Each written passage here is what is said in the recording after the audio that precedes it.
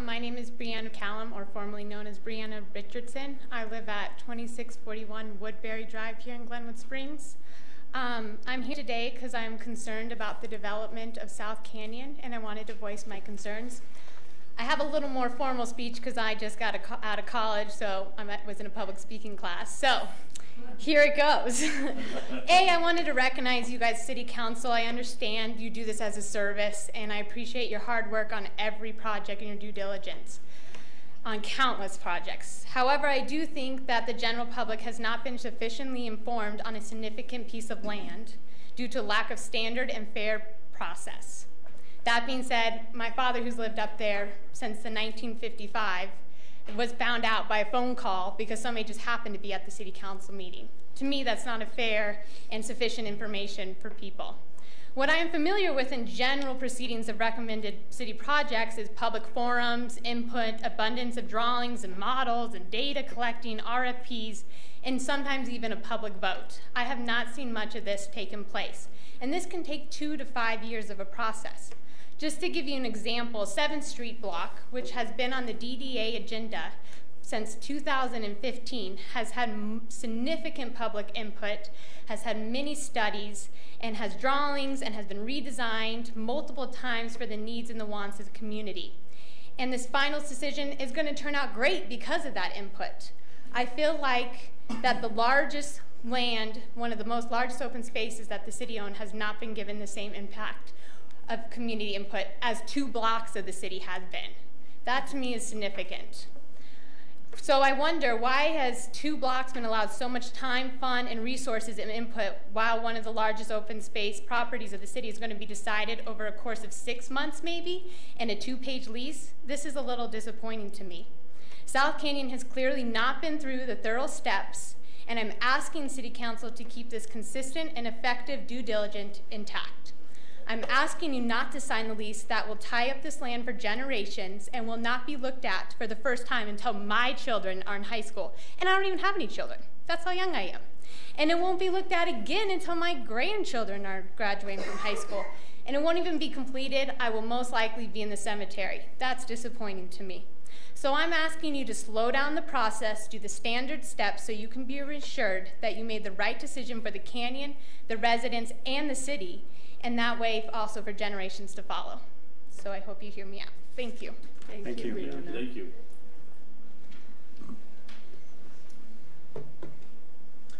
Hi, my name is Chris Sprayberry. I live at 619 West 11th Street. I'm here to speak on behalf of the bike park going up in Veltus, or possibly going up in Veltus. Just kind of here to support the local riders and stuff like that. I've been through the park. I've seen the mock-up of the lines. I heard his concerns with the park interfering with park functions and such things like that. The way the park is designed and laid out, I've seen some of the drawings and the plans for it, technically wouldn't really interfere with any of the lower areas of the park. It would be all in the upper areas of the park, and then with the pump track over behind where the tennis courts are, and then the other area behind the parking lot on the other side of the park. I feel that the park would be a really good idea right there. And not necessarily like, I heard him say that it was bunched up and stuff like that, you know, and kind of, I felt like the park would be, I don't know, a good location there. It would make a very unique location for a bike park, setting it aside from all other locations. Like, you know, you got your Carbondale Park and stuff like that, and it's just like a sea of like wide open dirt jumps and stuff, and it does look like a scar on the land. I think integrating a park like that through a treat area would be very unique. I think it would draw a lot of people. It would be a very awesome location, I feel, for a bike park, and that's all I have to say. Thank you. Thank you.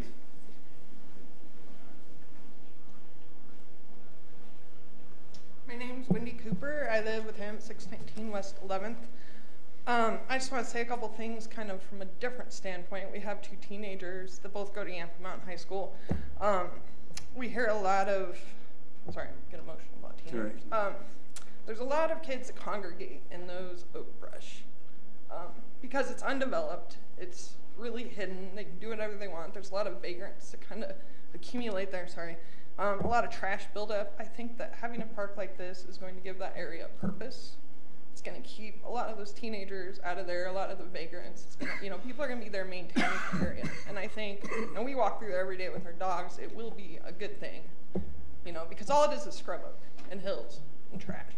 It's kind of sort of a dangerous area right now.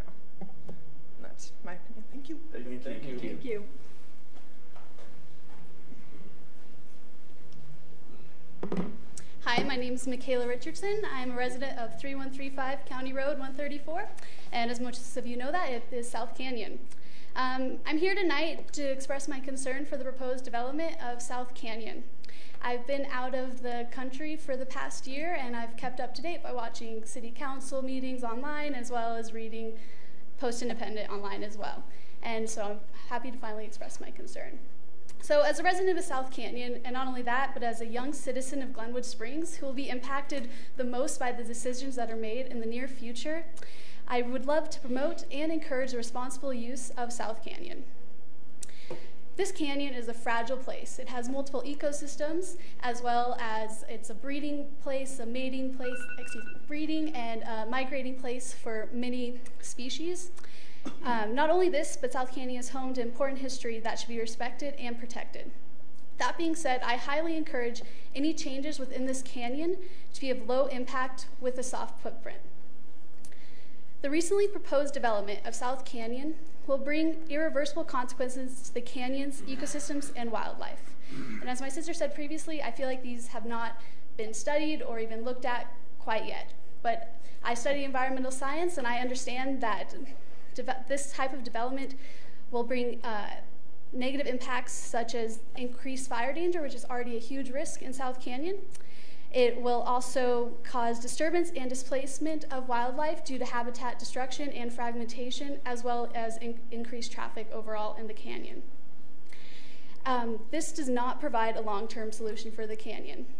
As a young citizen, this concerns me because I want this pure place to still be there for my children and grandchildren as it is for me today. I think that the decisions made for this canyon should highly consider what the young generation hopes to see and not be monopolized by one developer, because ultimately it's generations such as my own who will be impacted the most. And I believe that with today's world, all these open spaces are disappearing at a rapid rate, and they should be protected for future generations. This being said, there are issues up South Canyon. There are citizens such as myself, my family, the Roaring Fork Mountain Biking Club, who had a cleanup yesterday. There are citizens and people who are trying their best to make South Canyon be what it can be. So thank you so much for your time, and I hope you consider my concerns. Thanks, Michaela. Thank you, Michaela.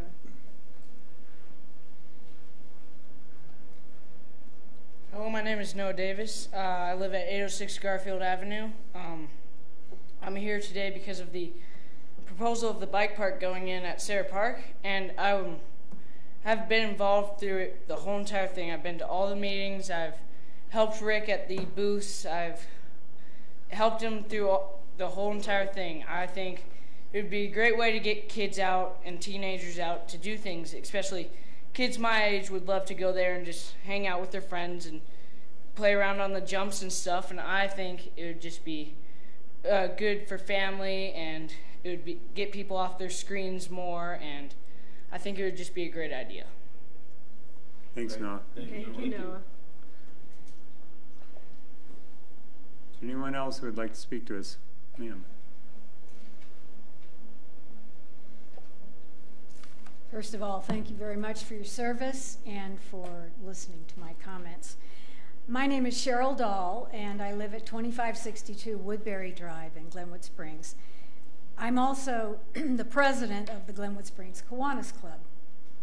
And as you know, the Kiwanis Club is very supportive of biking and bike safety in this community, with the donation of bike racks and bike lights and free helmets at safety fairs. We do support the idea of an additional bike attraction in Glenwood Springs. However, we do not support the location of this proposed BMX terrain in and around Veltis Park. As you also know, this park was conceived and built by the Kiwanis Club in the mid-1940s as a family-oriented park for family gatherings, cookouts, picnics, and a small playground area for children 5 to 12. Even though Veltis is now a city park, the Kiwanis Club has had a continuous history of use and maintenance support of the facilities in the park. Our club meets every Tuesday in Veltis, Tuesday evening in the summer months, mid-May through the end of September. We see firsthand how much this park is utilized by families, from the playground equipment to the picnic shelters. It is a beloved park in a quiet and serene location next to the river. Having high-energy biking courses surrounding this quiet location will destroy the atmosphere of the park. Also, there is limited parking, and there is a narrow, curving road that is dangerous to cars and bicyclists. There are plenty of other locations, such as the land below and west of the high school, and the Wolfshawn area behind the community center, that are more appropriate for a BMX terrain park. Thank you for listening. Thank you. Thank you, Cheryl. Mr. Merritt.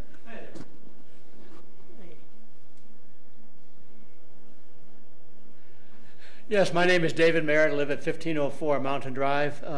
And as a Lions Club member, I echo the concerns of my fellow Service Club members, the Kiwanians.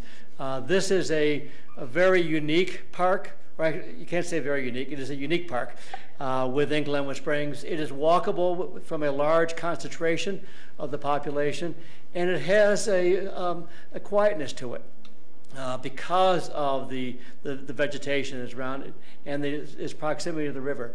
It is, and has been for a long time, a great place for picnics, for family gatherings, and for that sort of thing. I would hate to see we start to tear up the vegetation that we have through there and create even more intensive use.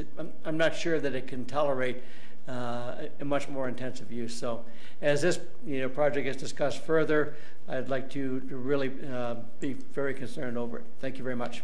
Thanks, David. Thank you. Is there anyone else?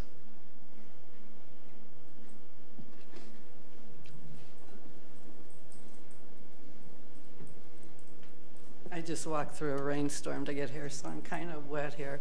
But my name is Ruth Sears. I live on 813 Palmer. And I would just like to bring up my viewpoint about South Canyon also. I've walked that place for 10 years now, and it's just an absolutely big gift for this city. And I would just hate to see it taken away and developed in a manner that would only satisfy a small group. It's so stunning that Box Canyon should be, it's a treasure. It's so beautiful. And there's so many animals there. And to have that turned into a campground, to me, is just almost criminal. And I can't even begin to tell you how beautiful that place is. And like I say, I've walked there 3 times a week for 10 years. And I'm in love with that place. And to see it developed, to me, is just not fair. I think that Glenwood should be showing what a beautiful gift that is. It's a city park, and it's magnificent with a river and beaver and elk and deer and bear and coyotes, and it's just stunningly beautiful. And maybe there's another use. Hopefully, development doesn't have to be part of it. And I would like us to maybe go that way. There's a CMC class on sustainability. Maybe they could take part of that project, because there are invasive species there with the thistle, and there are some plants that don't belong there. Maybe instead of like learning from a book, they can actually get out in nature and learn from these 2,000 acres that we have gifted to this city. So I think of all the councils ahead of us, down the road, future, past, and the past councils really went far out of their way to get land, to have a good lifestyle for this city. And I think that it would be really in our interest to hold on to that piece of property and to make it available for everybody. Thank you. Thank you. Is there anyone else who would like to speak to us? All right, seeing none, I will close the that agenda item, and next item is agenda changes. I would like to announce that item 14D has been removed from the consent agenda and will be considered at the next council meeting. And at this point, I would open it up for any council comments.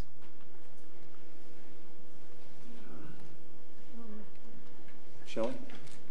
I would just like to say, I think I'm on, that I very much appreciate public comment. I appreciate, you know, so often we're sitting up here and there's no one except staff in the audience, and, you know, I appreciate the public that comes forward to be part of our city government, and it's important to hear from everyone.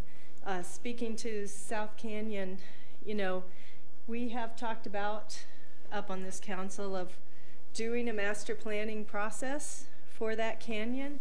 We've also had some discussions internally of doing a biodiversity study this summer, where we've been talking to the CSU extension. So, you know, I'd like us to make a formal commitment to doing that at some point. I don't know if we want to have a work session or something along those lines. That would be perfect, yeah. And I know that Parks and Rec Commission is looking at the Veltus Park and the BMX concept, and will probably bring us a recommendation on that. So there will be more formal discussion on that before a decision is made. But thank you for coming and speaking to your council. It's an important part of our government.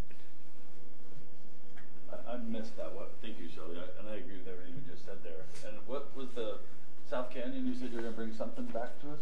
What? There is a proposal to kind of look at biodiversity out there. Okay. To do a study out there. Okay. Okay.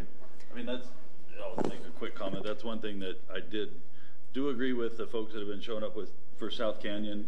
That I would expect that to slow way, way, way down. I mean, that is an area that's, I mean, it's our largest city park.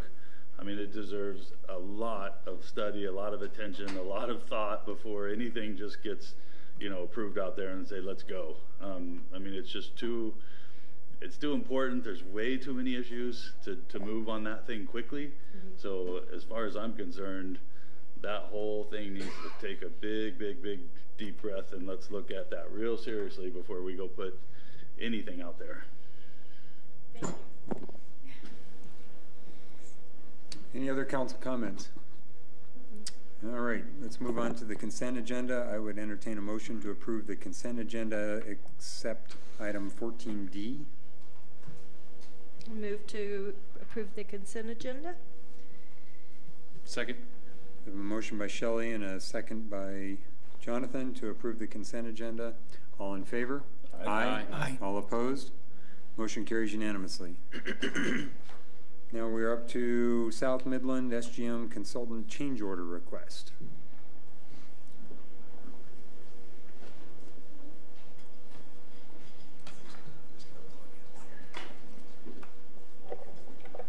Good evening, Council. I'm going to let Mike get set up here. Mike Fowler from SGM is going to do a little quick presentation on the change order request itself, and we'll answer questions.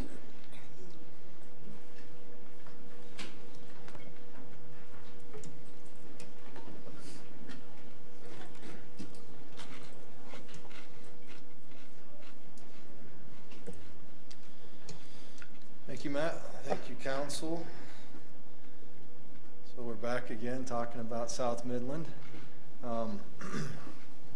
Hopefully this presentation is shorter than 2 weeks ago. But Matt asked me to put together just a brief presentation to go over the differences between the base project, which was on the consent agenda, and this other bid alternate concept that we discussed 2 weeks ago. We've looked at that a little bit more, and just and this presentation will be short. I think we have 5 slides, and most of them are all pictures. So we'll try to keep this brief.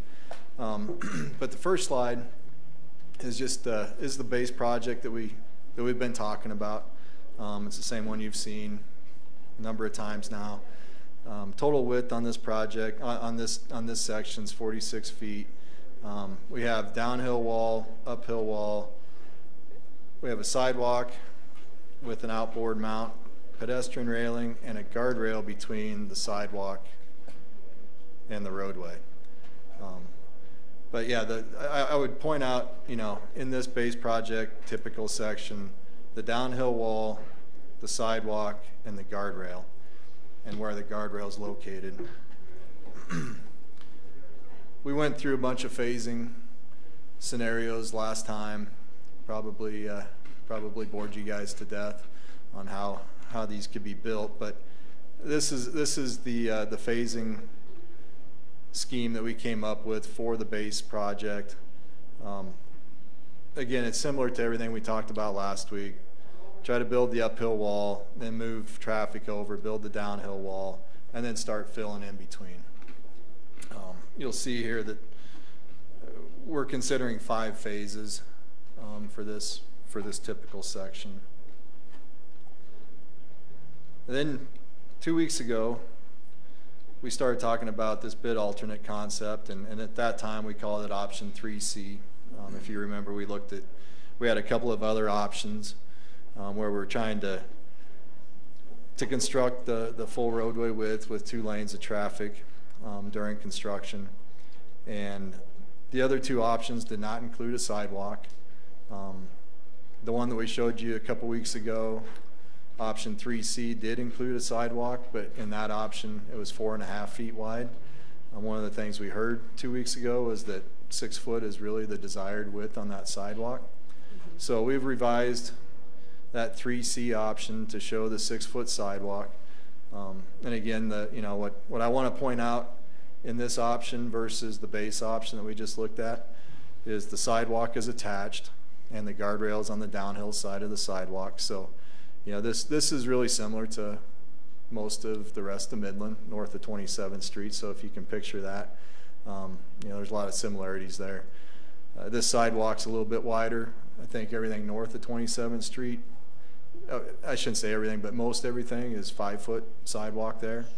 I think when the sidewalk kind of pulls away from Midland around Skunk Hollow, it does get a little bit wider through there, but in general it's 5 feet. And the other thing to notice here is this option, what we're looking at is trying to push the roadway towards the hill. So, one of the things that we heard from the contractors, from other folks, is trying to build on that downhill side, build that downhill wall is just going to be really challenging. And so whatever we can do to avoid that or minimize that would be good. So this option is pushing everything closer into the hill, a little bit narrower catchment area at the end.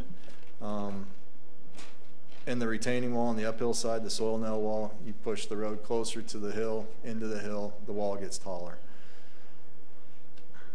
This option does not show a downhill wall, but I don't think we can eliminate all the downhill walls, particularly in that stretch around the Haycock property. It's a pinch point, and it's really steep downhill, and we have a narrower platform to work with there. So there will be some downhill walls. Yes. In regard to that, I'm assuming that in that pinch point, there wouldn't be a catchment zone because of the fact that the catchment zone is intended to collect rocks. Exactly. And yeah. There's no need for that at that point. Yeah. So I'm assuming you could probably put curb and gutter within a foot or two of that existing wall on the uphill side if that was going to remain, or whatever wall is going to be there in a future design. Yeah, exactly. And this, it's kind of hard to convey what's going to happen that whole stretch, and this is just one snapshot here. In the plans we actually have multiple typical sections depending on where you're at, but this is pretty representative of that stretch from, I would say, from Hager to the north end of the Haycock property, and where that red rock wall is right now, that is our pinch point. And there will still be an uphill wall there just to retain their yard there. But you're right, there won't be a catchment area. There'll be curb and gutter, retaining wall through there. Mike? Yes? You said the uphill wall, the retaining wall gets taller? It will, yeah. Significantly, or is it? That's hard to answer right now without without being able to go through and run a new alignment and cut new sections and look at new surfaces. Yeah, I think there's a limit to how tall we want to go with that from a constructability standpoint. 12 to 15 feet kind of seems like the upper end of that practical limit. Now we could go taller. The base option, I think the maximum wall height was about 8 feet. This option, we're probably pushing 12, maybe 15 at a few points, because these walls, if you drive down the road and you see kind of how the cut slope is, if you're driving down, you'll see it, the wall will start, it'll be fairly short, and then it's going to get taller. It's going to kind of look like a bell curve. Okay. And so maybe at the top of that bell curve, it might be pushing 15 feet. But we've also talked to some soil nail contractors, and that's well within the practical constructability limits. It's not going to be, they're not going to have to do something out of the ordinary to build the 15-foot tall wall. Okay. In general, I think we'd like to limit it to 12 feet. That's kind of that's my target. Okay. Because the other thing too, 15-foot tall wall, that's going to be it's going to be pretty visible. Right. Without a step back or anything. Correct. Yeah. Straight. Yeah. Okay. So the wall aside, the rockfall mesh, would that be of a consistent height? Maybe not. I think it will be a fairly consistent height. We'll have to do a rockfall analysis to determine energies and bounce heights and potential paths that the rocks can come down to get that height. But yeah, on rockfall fences and barriers and attenuators, you don't typically see the profile of the fence changing. It's usually you pick the maximum height that you need and make the fence that height consistently. So I'm sorry, Brick. I was thinking you were asking about the height of the wall itself. You're asking about the height of just the rockfall supporter. I see. I thought you were asking about the height of the wall. I misunderstood your question. And again, we went through the steps to see how this could be built in concept here. Similar phasing scenario. I guess the one thing I would point out in phase one, it looks like we have, and it's hard, I apologize if it's hard to read, but this work area in phase one, it looks like we can squeeze out a little bit more work area, about 18 feet. And when you're dealing with soil nail construction, every foot that you can get is valuable to the contractor. The base option, I think, considered 14 feet. So we're able to get a little bit more room in this option, which is that'll help the contractor. It'll should speed up their production, make it easier to work in there, and they'll probably need it too because the wall will be a little bit taller.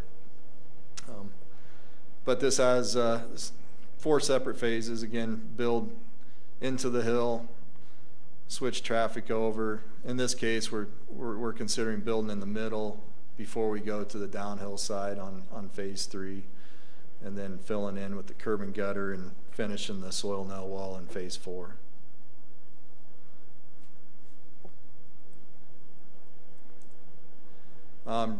Just some comparisons between the base project and the bid alternate. They're essentially the same total cross-section width, 3-foot difference between the two. The base project has a little bit narrower. It looks like it may have a little narrower phase 1 work area, 14-foot versus 18-foot. The uphill soil nail walls. So on the base project, we were trying to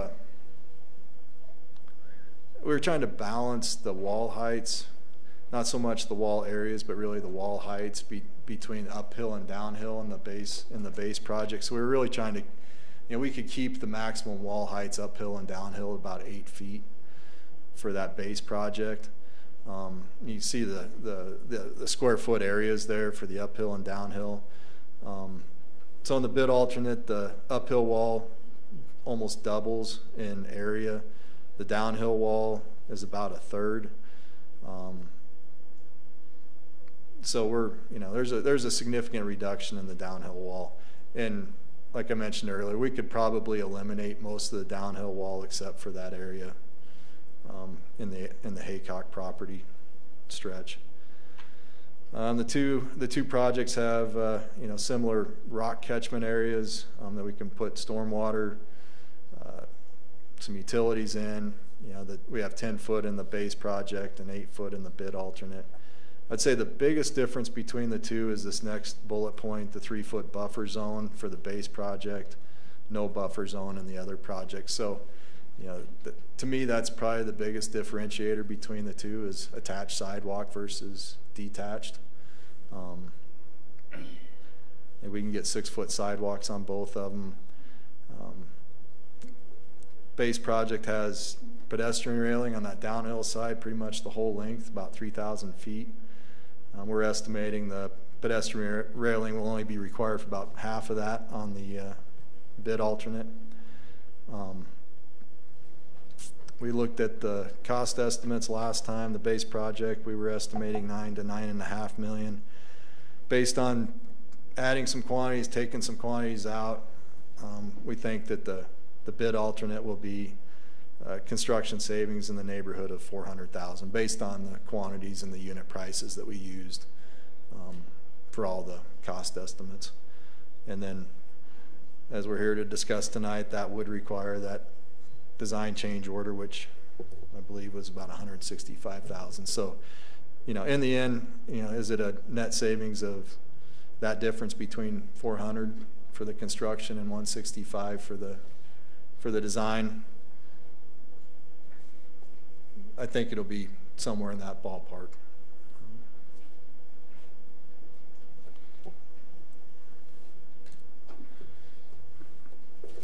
So to continue on with that, we don't have any slides for this, but there is additional information obviously in the staff report about change order number, this is change order number 3, I believe, for the $165,000. Then change order number 4 pertains to the development of the individual bids for each one of the intersections. The actual development of the bid change is fairly small. It's $6,000 to $8,000 to break each one of those out for the bids. But SGM is only at 30%. We released them to get the 30% on the intersections. They've hit that point at this point. So they would actually have to take those intersections designed to 100% with the rest of the project. So that's really where the bulk of that $47,000 is taking 3 Mile, Hager, all of those intersections and bringing to a bid level set and then breaking those out into individual line items or bid tabs for the project itself. So I didn't want you to think they were charging us $47,000 to just break out a couple of line items for that. That's actually a very small portion of it. It's more of moving through the design process, 3 miles got irrigation ditches across it, those kinds of things that need to be taken care of in final design, and then moving those into bid tabs. So that is kind of, it's almost a separate conversation if you guys want to go with the base option, which we did on the consent agenda, but you do want those individual ones moved forward. That's kind of a cost that we'll be incurring. The 165 is a discussion between yourselves if you want to move forward with that secondary design itself. Thanks. Could I ask that you please provide us with this PowerPoint presentation? I had this discussion with Deborah earlier today, but we would request on any future presentations that all information, including PowerPoint presentations, be included in our packet in advance so that we have time to review it, so we're not provided information and then 2 minutes later we got to make a decision on it. All right, so questions for the consultant or discussions, whatever is your pleasure.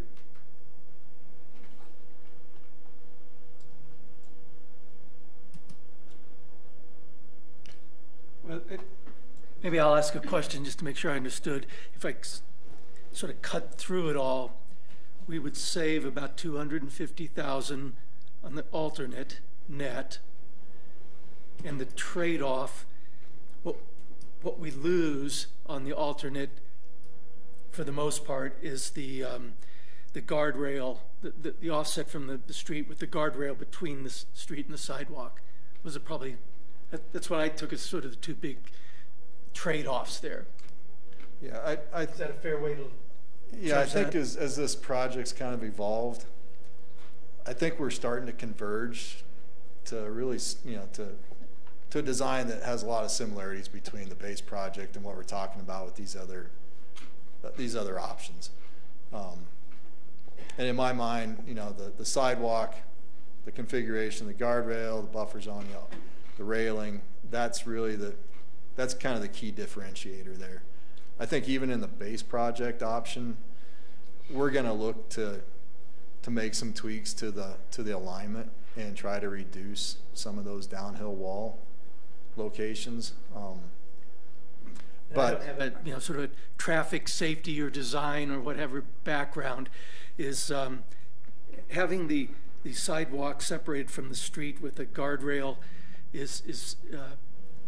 how much of a safety issue is that? Is that sort of considered a standard expected practice for safety purposes, or was it just sort of the way it was designed the first time and it really wouldn't make a difference if the guardrail was as it's shown in the alternative design? Yeah. There's probably arguments you can make either way, whether or not the guardrail is desirable between the sidewalk and the roadway or not.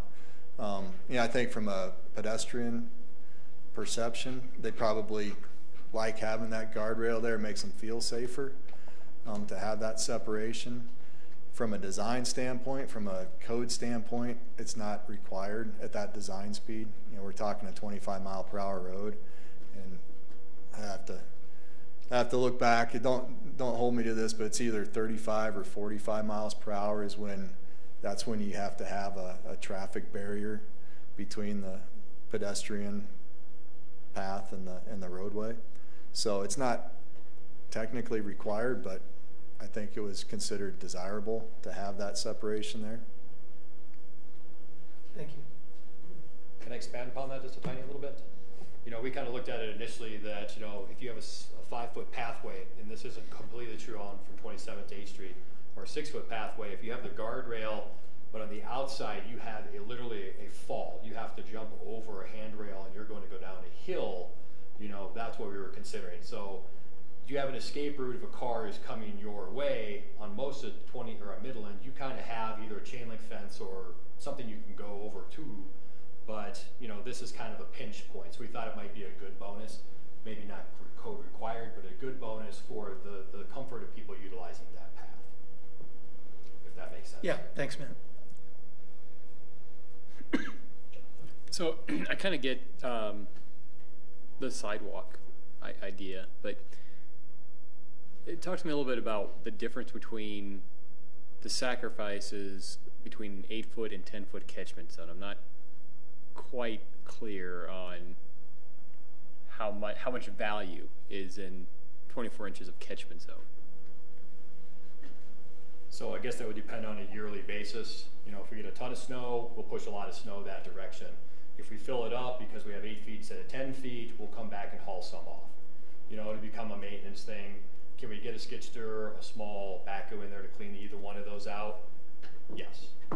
So both of them are viable, and it will depend on the weather season on how often they have to be cleaned out if we have snow storage. This year, it would make no difference if we had 8 feet or 10 feet. If we get 250 inches of snow, it may be some extra work for the crews to come back and have to plane something off, or even bring the blade in and run it a little higher and push it a little farther back. So, I think that public works-wise, street-wise, we're actually okay with 8 or 10 feet. From an access EMS standpoint of either a car getting pulled over, is there any value in that catchment zone as, I guess, not an alternative lane of travel, but I know when I get pulled over on Midland where I have to pull off to allow the police officer to pull me over.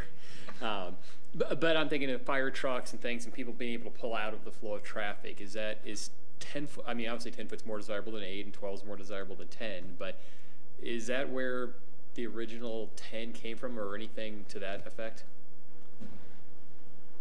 The 10-foot from the stormwater, we were trying to keep the 100-year flow from the off-sites in the catchment area. You know, with the 10% slope away from it for the 10 feet, Ashley and Dave have gone and said this is a 100-year storm, it will stay within this catchment area. Now, it may not stay within that catchment area, but how often does Mr. Gamble tell you does a 100-year storm event occur? So, yeah, exactly, 1%. I know that. I found that out.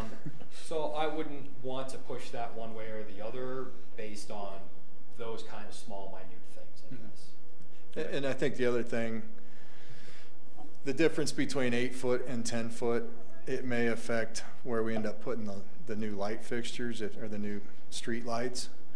You know, we were planning on putting new street lights in that 10-foot zone. So we felt like we had enough room in that 10-foot area for street lights, for storm sewer, and maybe for some other utilities. So we go to 8 feet. We may have to look at other locations for the street lights, or those are going to be pinch points for maintenance. Can I ask a really dumb question? Why do we need street lights on that road? Well, they're out there right now, so I guess. Okay. Honestly, if we're going to add the pedestrian facility out there, it would be nice to have street lights just for them to be able to utilize and feel safe with what they're traveling on also. Okay. Yeah. You know, and right now that catchment area feels a little more pinched than maybe it even needs to, because we are required to not required, but we have put out 2-foot wide barricades in many areas, which pinches that catchment area down. If we have the rock catchment and the controlling of those rocks, we're not going to shoot out into the road. Then those barricades become a kind of a moot thing, and it opens up that area a little bit more for us to work in.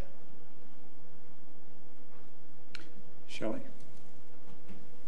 I'm just curious on the two options.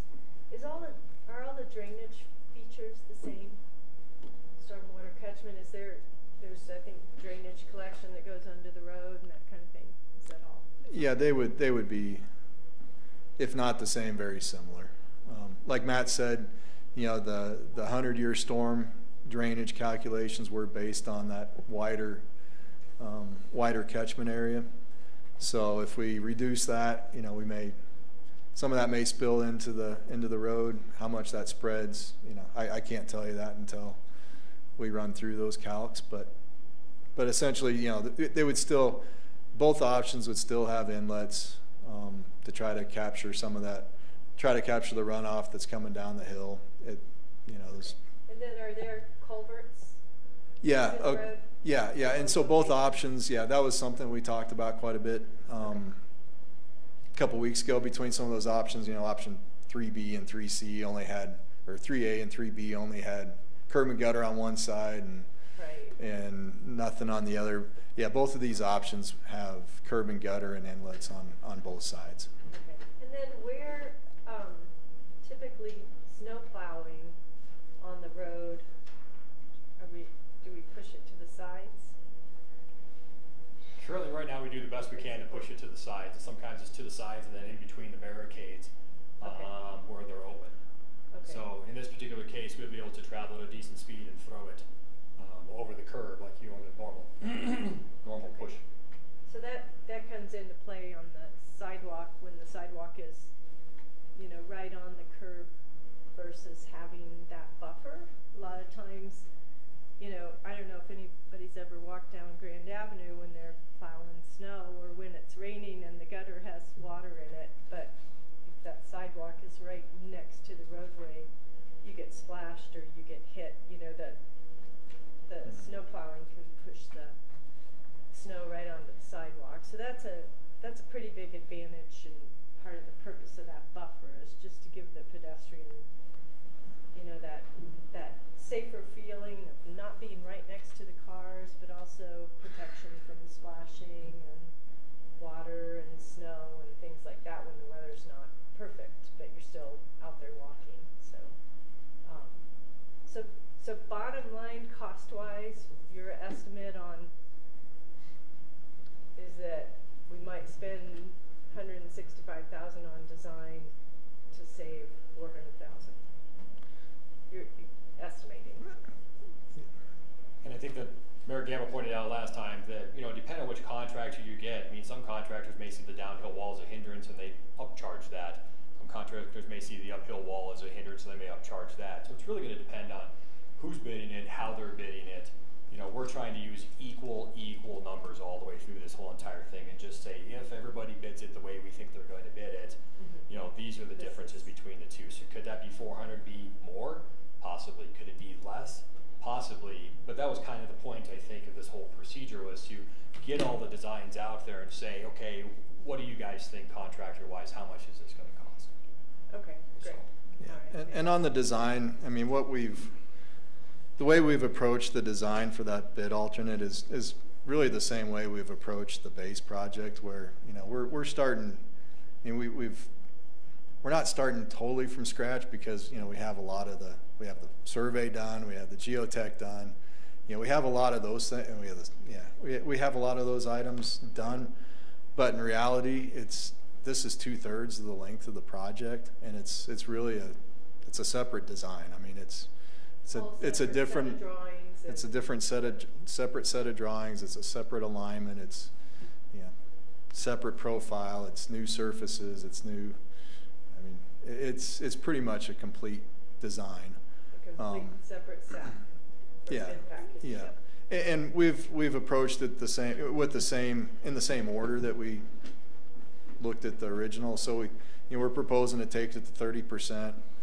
Give everyone a chance to review it, put a cost estimate together at 30%, then get it to 60%, put a cost estimate together, following the same steps that were outlined in the original scope of work. So, you know, the first step would be to get the bid alternate to 30%, which will get us to the same level that we're at right now with the base project. Compare those two side by side, advance both of them to 60%, compare the cost side by side, get them both to 90%, review that, and then put them out to bid. And how they go out to bid, you know, that's a little up in the air at this point. But you're essentially doing two separate designs. And since it is kind of an odd case for how we'd be bidding it, how the intersections would be broken out, we probably would sit down with contractors again and get a little bit of input from them.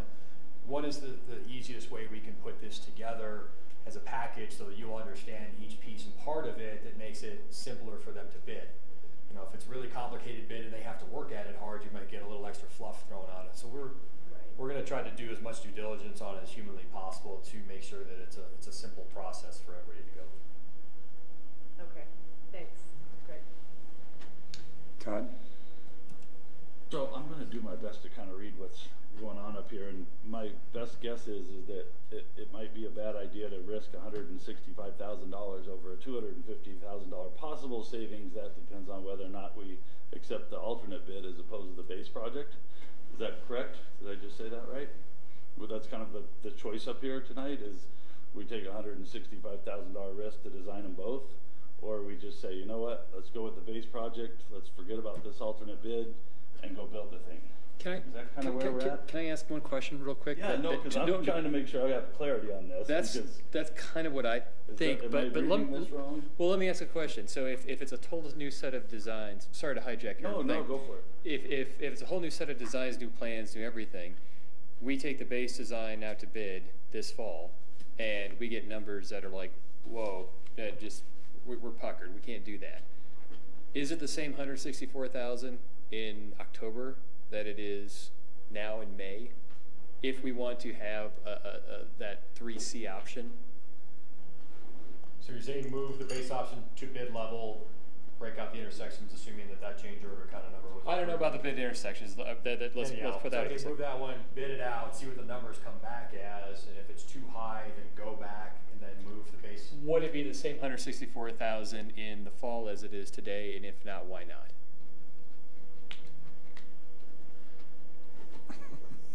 Yeah, like I just said, I mean, they're two separate designs really, and how far we take the base option, I think I don't see that really having much effect one way or the other. You're kind of starting over again. I'm saying is we're starting over again with this secondary option, or in 6 months from now we'd still be starting over. Right. Okay. Still the same fee. You wouldn't change the fee. So wouldn't there be additional fees though for? I mean, there's some certainly some cost savings by running them simultaneously. I would think, and in terms of even just putting the bid out, it would be one set of bid documents rather than a complete separate set of bid documents that you would be then doing subsequently. One bid process, one set of bid meetings, So there would, without question, there would be savings to do this now. Yeah, no, you're right, Mike. I don't know if you had a chance to look at the breakdown in cost, but there definitely are some items in there, like the project management phase, for example. We didn't really have any additional project management costs to do this bid alternate. I mean, we showed a couple of additional meetings in there, but my thought was, I'm going to still be managing the same project. It's just gotten a little bigger. So that would be one cost that, if we have to restart that, then now we're kind of restarting on the project management side too. And you're right, during the bid phase, we're going to it's the same bid meeting. You're right, absolutely. And I would think time. We don't lose 6 months worth of time, which may not be a big deal, but could have consequences. Can you explain that? I mean, if we wait and we bid it in October and we hate the numbers, and then we come back and do this. We told them this design, we got another 6 months for them to prepare the design. Yeah, that normally doesn't work out well if you have to reject the bids and start over. What is your anticipated time frame for completion? If we go forward with this change order, when would you have both projects, both alternates ready to bid? Realistically, we're shooting for the end of this year, so December. Like December. But all right, and again, I know Rick, your lights are beeping, but if you don't mind, your estimate though is down to a possible savings of $250,000. That's what you're estimating, right, between the base project and the alternate project, correct? Correct, yeah. Okay. Go ahead, Rick. Well, and the buffer zone on the sidewalk seems to me to be a fundamental safety issue. It isn't like there's a bunch of other sidewalks out there that you could use, and so you're probably going to be piling onto this one. And I guess maybe my question's to Carl. Is there sort of a downside in terms of the city's liability for either bid in terms of safety in the sidewalk? No, I think you wouldn't have them presented to you if they didn't meet minimum safety standards. It's just a question of kind of which approach. So I'm fine either way you guys go. To put it in perspective, we have the sidewalk along Midland Avenue between 8th and 27th, and it is attached for 98% of that stretch. And I wish Chief Wilson was here. To my knowledge, no pedestrian has ever been hurt on that sidewalk by a vehicle going up on the sidewalk, and we have A, more pedestrians on that stretch, and B, more vehicle trips on that stretch than we do on this stretch down here. So we've obviously seen it work. We have a similar situation on Donegan Road, for that matter. Donegan Road has a sidewalk attached to the road. Grand Avenue, for that matter. I know that on downtown we have cars parked along the sidewalk, but as you get out south, the south part of town, there's big portions of sidewalk there that again are attached directly to the street, and I don't know how many times it may have happened, but I've lived here pretty much 54 years, and I'm not aware of anyone who's ever been hit while they're walking down the sidewalk on Grand Avenue, and they've been hit by a car jumping the curb. So I don't think that that's a big consideration. Yeah, real significant concern. Shelley? Can I jump in real quick just for note that just for consideration, those are also all 25-mile-an-hour zone roadways, so they're not required to have that guardrail between the pedestrians. So if they bumped up, they consider the curb and gutter to be a bump/guardrail in essence, partially for lower speeds. So it's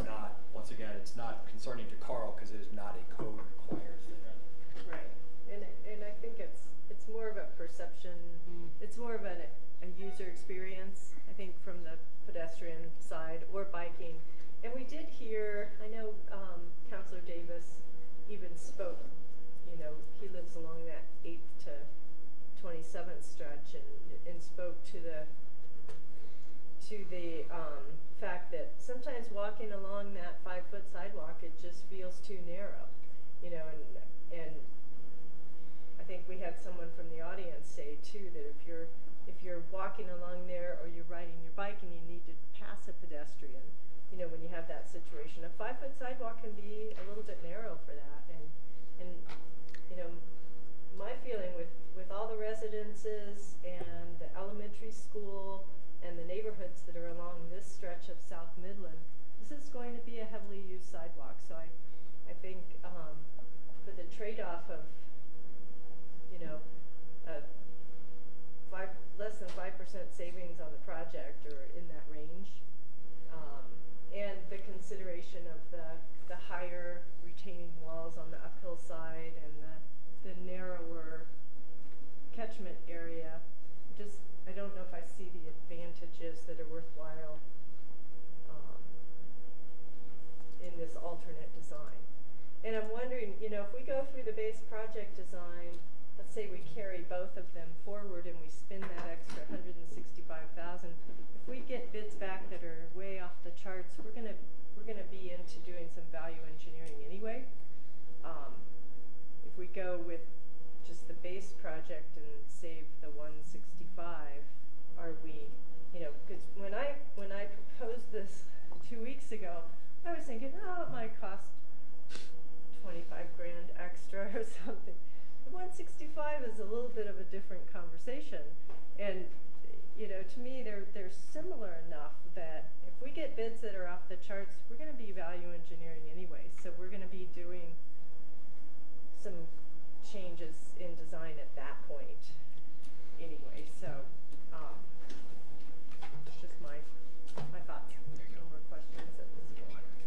Do we need to open this up to the public? Yes? Do we? Because I feel like we're commenting. What's that? I feel like we're starting to get into council comments. Yeah. All right, is there anyone from the public who would like to comment on this item?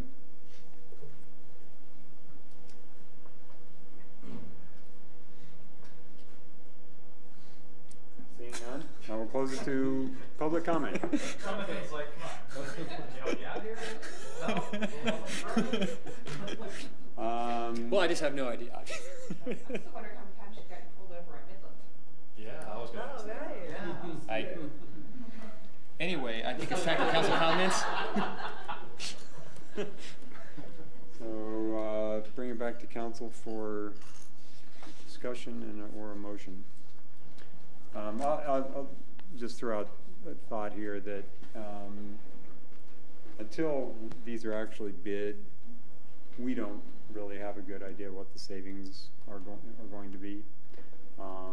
As Mike said, it could be $400,000, it could be nothing, it could be more. But we won't know unless we put it out to bid. These do have, I think there's a likelihood that we will at least save what we spent on the design. Mike, just for clarity though, that would be assuming we went with that bid alternative and that the council didn't want that extra 3 feet. Well, there's, I mean, something else to consider that, you know, how many times has a car, having actual, with the guardrail between the sidewalk and the road, while it may provide some appearance of safety for pedestrians, it completely disconnects the sidewalk from the roadway for someone getting out of their car and walking down the sidewalk, which probably happens a heck of a lot more than a car jumps the curb and hits a pedestrian. So you would have to get out of your car, jump a guardrail, and then walk down the sidewalk. And so there's. I'm just. If you went with the base option. Yeah, but what are you saying? What scenario would somebody get out of a car and jump? I mean, you've never gotten out of a car and jump the guardrail? I mean, you. When you run from the police when you get stopped. I think it's like you break down, you drop off a pedestrian, Yeah, you're dropping Okay, off. okay, no, I'm not- something I'm not- like that. no, I'm I'm not planning on yeah. abandoning my car in the middle of Midland. I'm just saying that Yeah. how many times, I mean, you know, my office is down here. I don't know how many times I see someone stop a car and pedestrians jump out. Yeah, okay, and okay. go walk away, you know, and so. I thought you meant like stop a car, the driver gets, okay, sorry, I'm just. No, pedestrians getting out of a car and or being picked up. Yeah. That's another likely scenario. It's like, okay, I see my friend walking down the sidewalk. He's like, hey, John, do you want to ride? You know, and oh yeah, sure. Let me trip over this guardrail and get in your car. You know, do you see what I'm saying? Yeah. So there's actually a functional reality that guardrail separation is not beneficial. The idea that it's going to protect people from snow being plowed, it's not. It'll go right through the guardrail. It's going to end up on the sidewalk. We had that issue on the other portion of Midland where we, you know, the snow plows would plow up on the road or on the sidewalk. The sidewalk was never getting cleaned off. I think that between Brian and our streets department, last couple of years, I think we've done a really good job of dealing with that. But I think, I'm not exactly sure how we deal with it, but I think all the snow goes in the road. So that again is going to make it a little more difficult with the guardrail between the, you know, you're going to have to plow the snow off the sidewalk into the road, and then you through the guardrail, and then pick it up in the road. So there's some functional considerations. My question is, what are we getting? There is no benefit from a rockfall catchment issue with the 10-foot versus the 8-foot. There's a slight benefit in the 100-year flood staying in that versus not staying in that. That's not a frequent event, and it's not a common event, and so, you know, my point is, what are we if this alternate thing saves us $100,000, why wouldn't we build it? Because it has every element that we decided we needed. It has a 6-foot sidewalk. It has curb and gutter on both sides. It has 2 full lanes. It's got full drainage structures. It's got, you know, guardrail the whole length, etc. So what are we not getting with that alternative that we are getting with the base project? And so I would suggest that we go ahead and approve the change order and have both projects bid out and then go from there. I don't disagree that when we, even with this, when we get both projects bid, there's probably a not insignificant probability that we will be looking at something different, because if it comes in at 12 or 13, 14 million dollars, we're going back to the drawing board anyway. You know, if hopefully the estimates are accurate and it comes in close to the estimates, even if it just saves us $250,000, that's $250,000, and we have every element of the project that we decided we needed. So, would we conversely save $165,000 if tonight we were to say, as a council, hey, we actually like the bid alternative, let's just build that section as it was presented tonight, and don't bid the base project now? Would we conversely save that 165 and get on going? Because we're really down to a guardrail, from what I can tell. Yeah. I mean, we're down to change of height of walls, nail walls. Yeah, but that's like engineering stuff. I mean, it's kind of. I mean, whether the wall's 2 feet higher, nobody in the audience, no one's going to drive by and go, I really wish that wall were 2 feet higher. It's either going to work or it's not. But 8 feet versus 15 feet is a big difference on a wall like that.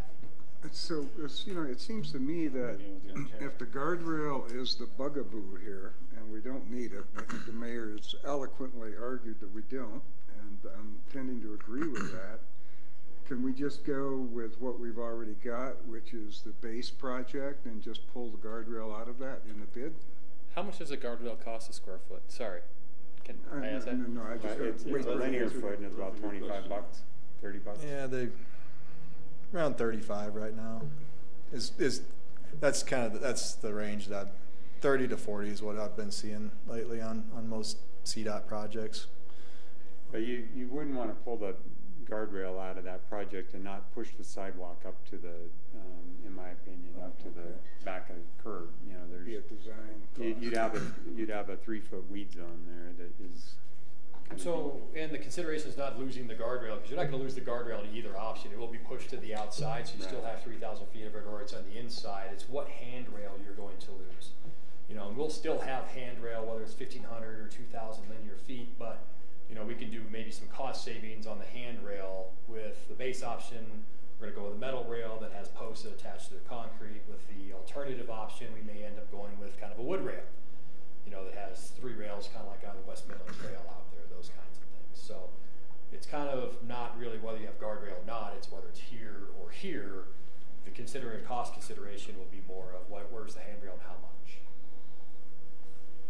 Jim? Just to throw that out at you, because $30 is guardrail, handrail, you know, depending on what we do, can be $30 to $100.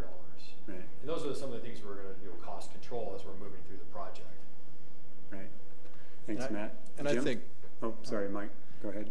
And I think maybe this goes back to Todd's point. I think, and we mentioned it earlier, even with the base project, you know, we will be looking at making some tweaks to the alignment from what we currently have in the base project to try to minimize at least the downhill walls, because you know, on a square foot basis, downhill big block wall is pretty comparable to an uphill soil nail wall, but you throw that sidewalk on and you throw the railing on, that cost gets pretty, it goes up pretty quickly. And so we, you know,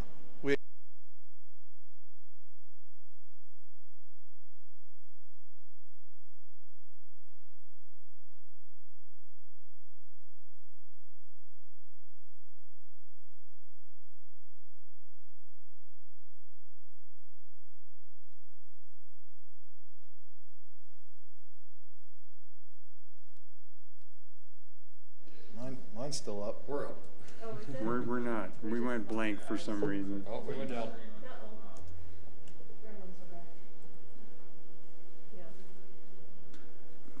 Jim, you had a question? Yeah, maybe it's more of a comment than a question, but you know, when we were originally looking at alternatives to the base. I guess we're over. Presentation. Oh, might as well have lights. Yeah, meeting adjourned. I don't know. When we were originally looking at alternatives, and we really didn't know, and we thought, well, maybe there's a way to save millions of dollars. But by the time we were done in our last council meeting discussion, we really weren't comfortable with anything that didn't include you know, the sidewalk and the proper drainage and all those things. And so what we ended up with is, you know, about a $250,000, and by the time you're done doing these tweaks, maybe even that disappears. And so I guess just sort of where my head's at on it currently is,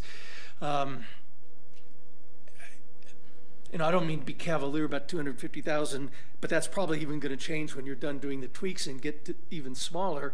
We're down to a percentage point or something on it, and the offsets to that are, you know, is it safer to have the guardrail between the cars and the sidewalk? We don't have it on North Midland. I damn near ran off and ran into a car. Then I swerved the other way, went down the hill, and lost my wallet. So I can. Did you have 164,000 in that wallet by any chance? Yeah, no. But you know, just from that personal experience, I can see some benefit of having the barrier between the cars and the sidewalk. And Shelley, you've mentioned the wall issue, and so you know. Personally, I would not have any reservations just moving forward with the base, because I think if there's a more interesting discussion we're going to have, it's not going to be about this $165,000 change order. It's going to be, what do those bids come in at? You know, is there going to be a change order that's due to trying to cut or deal with a millions of dollars kind of issue? Again, this one I can't get too excited. I could go either way, to be honest with you, but I sort of feel like we're not getting a lot of bang for the buck of what we're cutting out of the base, and if it was up to me, I'd pick the base. Thanks. Hey. Thanks, Jim. Jonathan? Yeah, I mean, I'm not, I personally am not going down on the guardrail ship. You know, I can see some advantages and disadvantages. I think the thing that, you know, I think Councilor Davis spoke to it, and Jim just did as well. An attached sidewalk from 27th Street to 8th Street just kind of sucks. I mean, it's a less usable sidewalk. And so to me, the question isn't so much, you know, $235,000 difference for, you know, basically we're getting all the similar features, but, you know, people passing a bike and a pedestrian having a buffer zone, whether it has a guardrail or not, you know, I think I would like to hear more about benefits or not about that, but, you know, that can come out in the wash. But having that buffer zone, I think, is important because people coming, if they have a bike and having that room to not be right against traffic is important. The Transportation Commission, you know, I think we need to go back to, you know, if we have a commission that has weighed in on it, and they did, and they like the idea of having a lower potential maintenance cost throughout the life of this project with a 10-foot catchment, but that wasn't their big thing. They were very, very focused on having the base design view of that sidewalk, of having the sidewalk and the buffer and the guardrail. And that was, we had everybody there, and it was a unanimous 7-0 vote. So I think based on that recommendation, you know, that doesn't inform my decision. I think having a buffer is important, but I think that should weigh in on it. You know, I think if you play poker, $164,000 for $400,000 savings, that's an awful lot to see a flop. You know, that's pretty big, and I just don't know. I'd love to talk a little bit about that $47,000 at some point as well, but I just don't know that we need to have two designs go out to bid on every project we do in the city, because I think it starts to get wasteful, especially when we're going to cost engineer it anyway. I think, Todd, to your point, the engineering, I'm inclined to say that's engineering. That's for the pencil. I'm just saying your average person between 8 feet and 12 feet.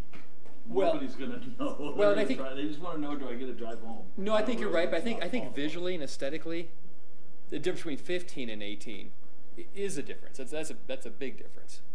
So you know, and I think I still don't understand necessarily why, if we have a catchment that'll go from 10 feet to 8 feet, why we still couldn't maintain a 2-foot buffer. Why that buffer just has to go in, has to be an attached sidewalk. I haven't quite understood that, because you're taking 2 feet from the catchment, so whatever. But yeah, I don't know that $250,000 of potential hopeful savings is worth it to have a sidewalk that is compromised.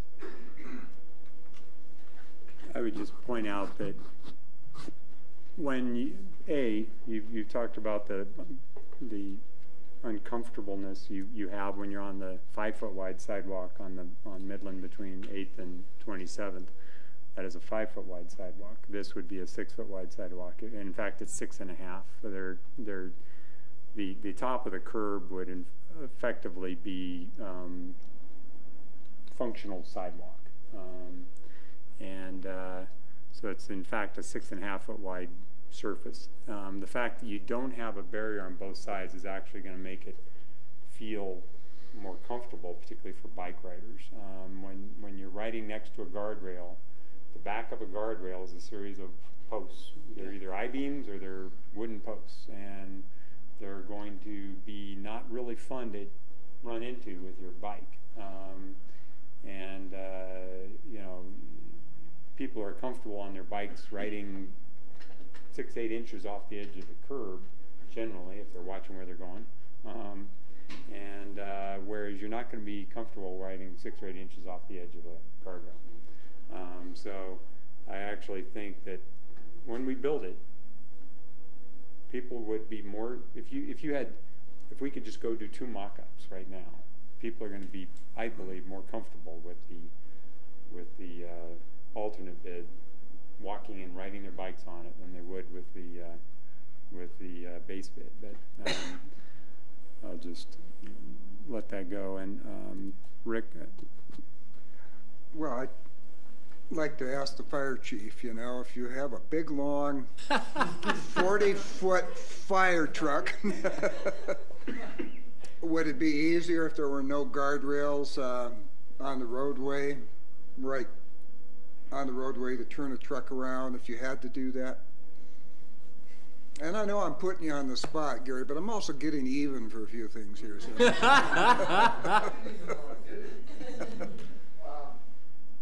Obviously, the lack of a guardrail would make maneuverability for our apparatus, back to Jonathan's point, at least he could pull up on the sidewalk when the officer's behind him and get his ticket there. But I don't think that should be, our access should not be a consideration in that pedestrian safety condition. But bail on that. Nice job. Is that it, Rick? Shelley? Oh, I was just going to speak to, I heard a couple of comments that, you know, we're talking a lot about the guardrail between the sidewalk, but I guess one of the most important aspects to me of that is that 3-foot buffer. And that kind of brings up the question is, do we need the guardrail there if we have the 3-foot buffer? Is there a... You would have to have a guardrail on the outside of the sidewalk. On the outside, but I'm talking about the one between the sidewalk and the street. The pedestrian rail would then turn into a bridge-rated rail, because you don't want cars going over and then launching onto the buildings down below. Oh, so that's what that guardrail is. Guardrail within that area, as it is mostly out there. So it's more about the drop-off below.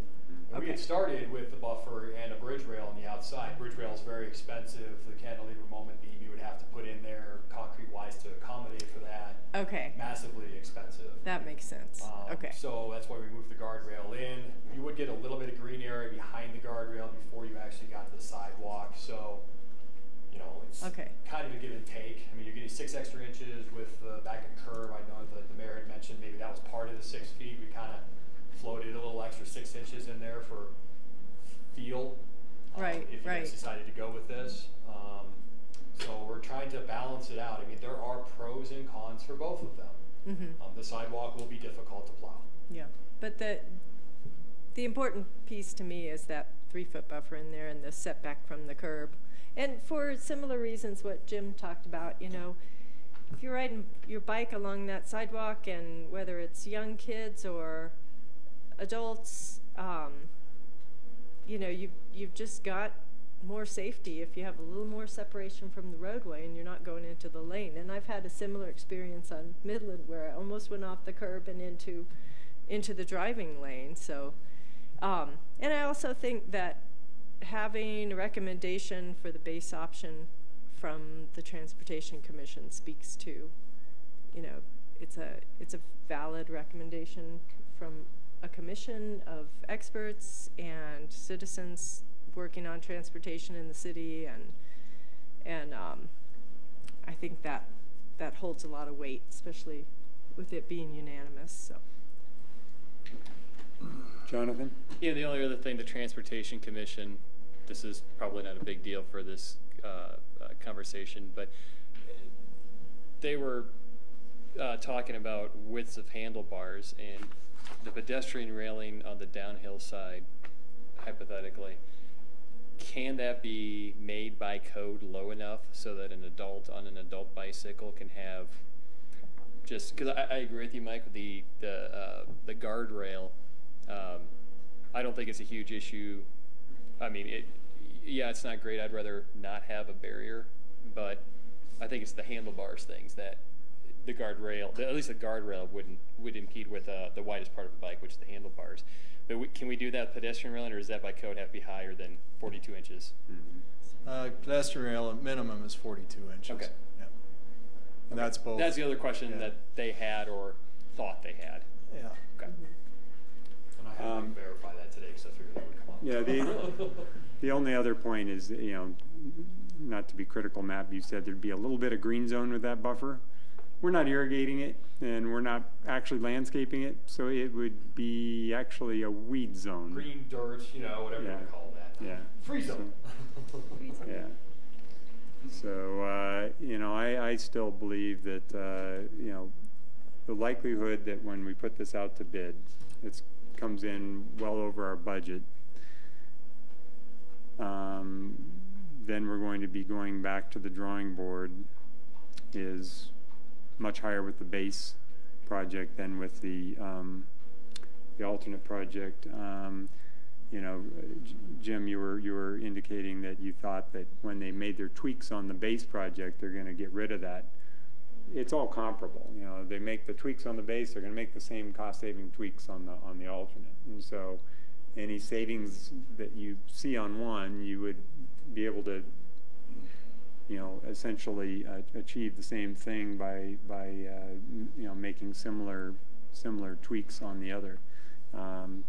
So I would still I don't disagree that I think that the fees are high. I wish they were a lot less for doing this alternate design, but I think that at the end of the day we will see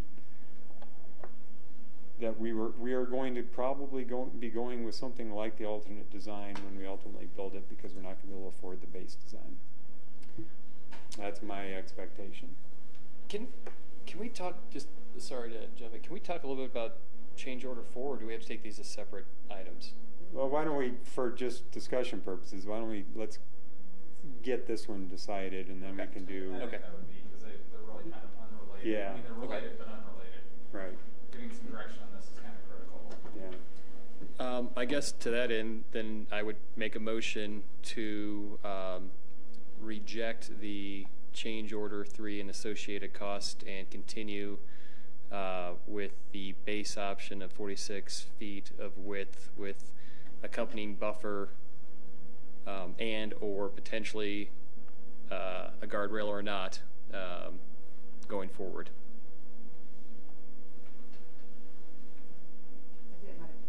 The base. Let's just go with the base option. And so basically, you're just saying reject change order number 3. Correct. Yeah, I could do that. The short version of your motion. Thank you. Is there a second?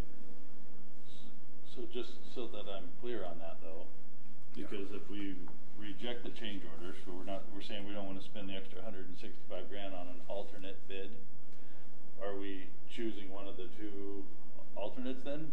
I believe in the last. We're going to go back and discuss that. I think at the last council meeting we already decided to go ahead and design 100% the base option. You just approved that in consent. Right. We could arguably, if the council wanted to say we'd rather go with the alternate option for our base bid. Yeah, it may be worthwhile to clarify your motion to say reject, if this is what you mean, is to reject change order number 3 and continue to 100% design with the base bid option. Only? Only. That would be my motion. Yeah, that's what I thought you were trying to do. Okay, so we have a motion. Is there a second? Would you read your motion one more time, Jonathan? I would. I'm suffering from an overload of prepositions. Yes,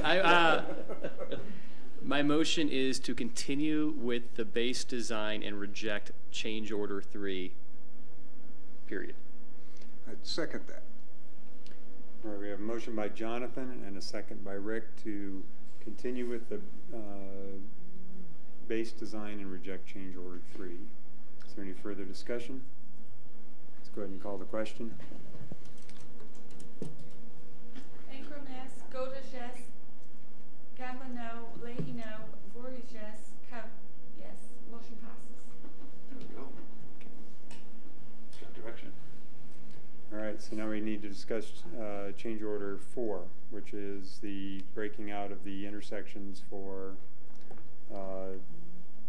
the bidding process. Completion of the final design through all those intersections and then breaking them out for individual bid tabs within the bidding process. So if we go back, I believe it was in November, we had a work session, to discuss the intersections. And at that time, we presented a change order or some for the intersection designs, and that included taking those intersections from 0 to 100%. At the time, that was approximately, I want to say it was in the range of 50 to 60,000 for the full design of all those base options. The direction we got at that point was, let's take all the intersections to 20 to 30%, get them to the same level as the rest of the project, and then we'll decide on final design for the intersections after that. So, like Matt said, you know, there's the bulk of this change order 4 is that final design of the intersections that we left from that original discussion. Okay, so those, can I ask a question? So those intersection designs from 30% to final were not included in the final design that we just approved in consent? It was not part of the original RFP. It was pulled out for, I don't exactly remember why, to be honest with you. Honestly, yeah. I don't remember why that got pulled out at the last minute kind of thing. So you know, it might have been because, you know, multiple engineers could look at them multiple different ways for considerations. We wanted the bids to kind of be as consistent as humanly possible. So straight section, roundabout, this is what we're doing kind of thing. So when we looked at it, we said, okay, do we want to put it in front of council? Do they want to have any interest in looking at these intersections and making improvements to them? Because they can stay the way they are right now when we can still design around them. So that was brought forward and said, you know, do you want to bring the 30% and kind of take a consideration of, are they interesting, are they not interesting? You know, you can decide you don't want to look at Hager, but you want to do Old Cardiff. You do want to look at 3 Mile, you don't want to look at 3 Mile, those kinds of things. So this would be a comprehensive change order for taking all of those intersections to 100%/bid set, be part of the bid process, and be broken out into individual summary sheets with the base option as it moves forward. So we can still kind of choose to do one and not the other at a later date, basically. You kind of have to decide that now. We do. Okay. Not necessarily. Is your question, Shelley, we can choose to build one or the other intersection, or we could choose to design one or the other intersection? We can choose to build based on how the bids come back. Yes. So later we'll be able to choose. That's exactly why we're doing this. That's why you're breaking it out. Each one. Okay. And considering those intersection summaries were $250,000 to $700,000, it might not be a bad investment to bring them all up to 100%. And if you decide we're over budget, we can kill them all if that's what we need to get it down. Or we can, you know, get rid of that one or this one if we consider it to be a little less important than another one. Okay. So it kind of it'd be bringing the whole project to fruition and saying, okay, here's the entire project, you know, at its grandeur, and say, okay, it's 9 or 10 or whatever $1 million it is, but we really want it to be 9. So this is $1 million. That one will go away, kind of thing. So it gives you a lot of options in the future to start picking and choosing after the bid process. Okay, that sounds great. Rick? In the vote that we just took, there were some cost estimates that were attached to the actual construction. And here I see, you know, the change order and the design, $47,000, but you haven't got to the point of sort of figuring out what Hager Lane and the roundabout and the rest of the intersections would actually cost at this point? We got that last meeting. We did put all those together, and that's why I'm saying that it's a fairly small number. You know, I don't remember whatever off the top of my head was. It's like Old Cardiff was $350,000 or $450,000. Right. You know, that could be one if you decide not to do that intersection, or Hager, you would recoup that money fairly quickly. You know, but you'd be able to bring it to final design and say, okay, we are under budget at the end of this whole thing with every intersection we want to miraculously. And then we could do all of the work at one time. And I would also just add that those designs, if we did decide to, say, pull off one or more of those intersections because we couldn't afford to build them at this time, those designs aren't necessarily going to go away. We could choose to build it a year or two later when money came in. So excellent point, Mr. Mayor. This is something that, you know, I think makes a lot of sense to move forward with. I agree with that. Do we need to open this up to the public? I think the whole issue was already open to the public, so, you know. You guys want to make a motion? Yeah, I'd move that we approve change order number 4. I second that. We have a motion by Jim and a second by Shelley to approve change order number 4. Is there any further discussion? Let's call the question. Ingram, yes. Goldish, yes. Gamba, yes. Leahy, yes. Voorhees, yes. Cobb, yes. Motion passes unanimously. All right, thank you. Thank you. Thanks. Next item is North Landing development proposals. My understanding is regarding the purpose of this is that several meetings ago we received our responses from our RFP for development proposals on the North Landing. I think we all kind of liked one of those responses, except then we later learned that the response really wasn't for development but was just more for design. Is that a fair summary? And therefore, we are looking for an official rejection of all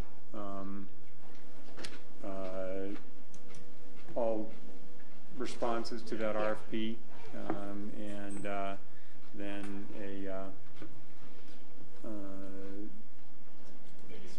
and then some direction to staff to what do we want to do next. So first, I guess tackling the first thing. Does anyone have a problem? Do we need to make an official motion on that? I think it'd be nice to just clean up the process and have somebody move to reject all proposals. Do we need to open that to the public, do you think? Anyone in the public want to speak on this item? All right, seeing none, I will bring it back to council for a motion regarding rejection of all proposals we received for the North Landing RFP, development RFP. I so move. Second. All right, we have a motion by Rick and a second by Todd to reject all proposals we received, development proposals on the North Landing. Any further discussion? Let's call the question. All right, now as far as direction to staff, oops, sorry. I guess we need to actually count the votes. You could be horribly surprised by that. Democracy. And it didn't fail, or it failed. Ingram, yes. Goldish, yes. Gamba, yes. Leahy, yes. Voorhees, yes. Cobb, yes. Motion passes unanimously. Okay, thanks. So now we need to provide staff with direction. Really on 2 items. The first is, do we improve a RFP, then bring it back to you guys and then get it out again? I mean, we have issues with parking that we need to address, and then I think it would also be good for us to think a little more about what we actually would like on that site and have a more defined RFP process. And the second thing I think we need direction on is the North Landing site obviously isn't going to be developed by June 30th. The plan from CDOT is to have grass there and 9 trees. There will be temporary water for the trees, but we'd also need to water the grass if that's what we want. I do think certainly grass is better than dirt. Yes. Can we plant the 9 trees somewhere else? Obviously, that's not the plan to have grass and 9 trees on this parcel. So we're just going to end up tearing them out and probably killing them. Can we move them somewhere? Hopefully replant them, but trees? Yes. I mean, we could ask CDOT if they'd be willing to plant them somewhere else. Somewhere where we actually want them. Can we get them to buy, how many, they're putting in 9 trees? I believe it is 9 trees. And I don't know if this kind of tree is the same price as that kind of tree, but we've got a whole bunch of trees proposed on the 6th and Laurel roundabout. Can we just trade it straight out for 9 trees over there, or the equivalent cost of trees over there? We can ask. I don't know. Yeah. Okay. So is that, well, you can vote, but that's kind of essentially grass and see if the trees can go someplace else? Well, and then there's the issue of if this becomes grass and it becomes a de facto. We're actually going to address that. I think later. I've been pondering how to make that not happen. Okay. And I think for the short term, what I'd like to do is adopt a resolution, probably at the next meeting, identifying the parcel that is a temporary use and it's not the intent of council to turn it into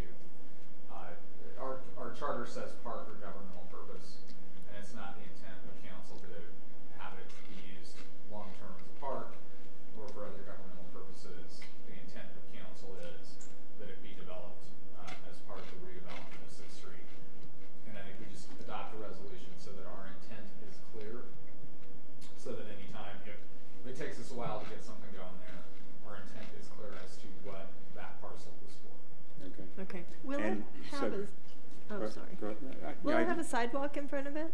I mean, where will that be? It has the pedestrian bridge sidewalk on the one side, and then on 6th Street along 6th. There is, I think there's a sidewalk out there now.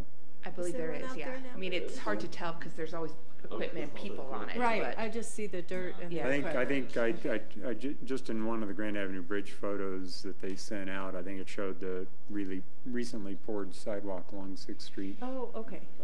You know, so I could be wrong. Maybe I was looking at something else. No, I'm right. You were correct. Okay. Okay. So, I'm just wondering about what's our general feel for how long it will be before we might have development on that site, and would it be worthwhile to have a couple trees? I mean, does it hurt? I think at least from my recollection, when we got those those designs, was that until we have a development code finalized, it's going to be tough to attract legitimate and well thought out development proposals.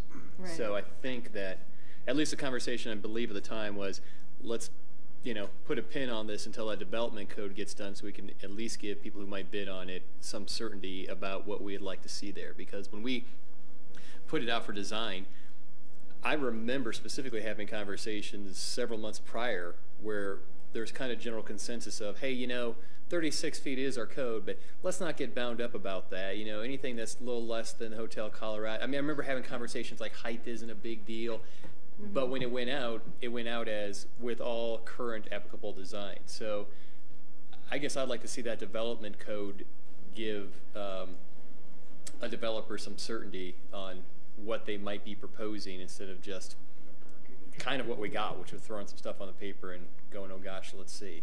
Right. Yeah. But we got some good concepts and yeah. I think to Shelley's point though, we're gonna have the development code, or both of you guys' point. It better be adopted.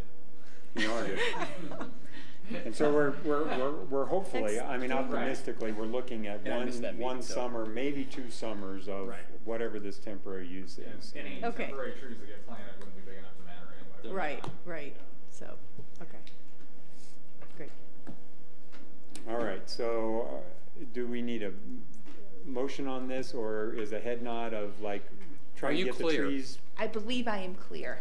No grass, no trees. Can I ask one question though? If we designate it, I understand we very clearly don't want it to be a park. We're going to be very clear in this resolution that it's not the intent. Is there anything about whatever it is designated to be, how it's described, that would restrict the city from enforcing things like you can't sleep here or anything like that? No. I mean, it's still city property, that kind of thing. I mean, we can still, all the regular restrictions that apply to any city property would apply. Okay. And we can act in our proprietary capacity. It's just, we get hung on that park designation. Thanks. In terms of flexibility. But yeah, no, I think we're clear on that. Do we wait for the new RFP or until our development code's clear then? That's going to be zoned for, what's going to be allowed, so that we're not just saying, yeah, go ahead and do this, but then you might not have the right code to do it. I think we just need clarity before it goes back out. And parking clarity. So we want to wait. Parking clarity. Yeah. Because I guess I'd be willing, in the interest of time, because knowing that from concept to actually getting something, breaking ground, we're probably in reality talking 18 months to 2 years. I mean, that's just the way projects work. And so I to me, I think, between now and August, we pretty much know what our new code is going to look like. We anticipate that we're going to have some form of parking relief over there. I'd be willing to the extent it's going out on a limb, do that and say, give us development proposals that essentially, we eliminate the parking requirement for that property. I do think we all felt the need for I think some of the guidelines we'd want, and I don't know if they were in the original RFP or not, but we all talked about kind of wanting some form of privately owned but publicly available plaza space around, in front of a building. But you know, I'd be willing to.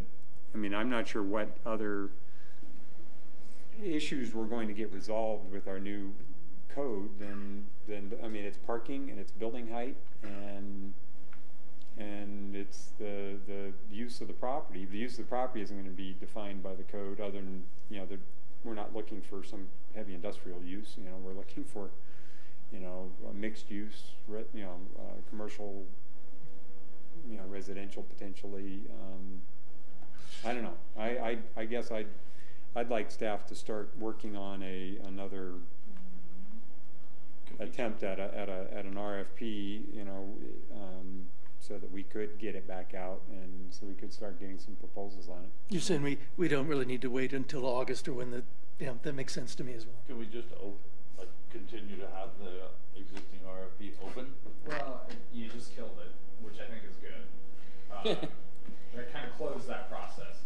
I think we want something more specific. We got some good feedback from you guys on what you would like, the kinds of things you would like to see. Okay. I think we can work on it and see how big the lag time is, recognizing there's just a bandwidth issue as well in terms of which high priority thing you guys have identified we work on next. Right. So I think we'll start working on it in anticipation that the code is going to be in place, and let's just see how far off those two things are from each other. Because obviously, from our perspective, the code is like the priority in Jen's life and my life. Deborah doesn't, I don't think, feel the code is quite as important as Jen and I do. Not as strongly. Not as strongly. Yeah. But anyway, so that's really something that we want to try to push through and get done. So. Right. But let us take a stab at it, and you know, we'll bring it back and we'll see what we think. But okay. So that sounds good. Is that okay? Yeah. Yep. We're gonna get working on it. It's a matter of when we get it done. All right. Okay. Southbridge origin and destination study.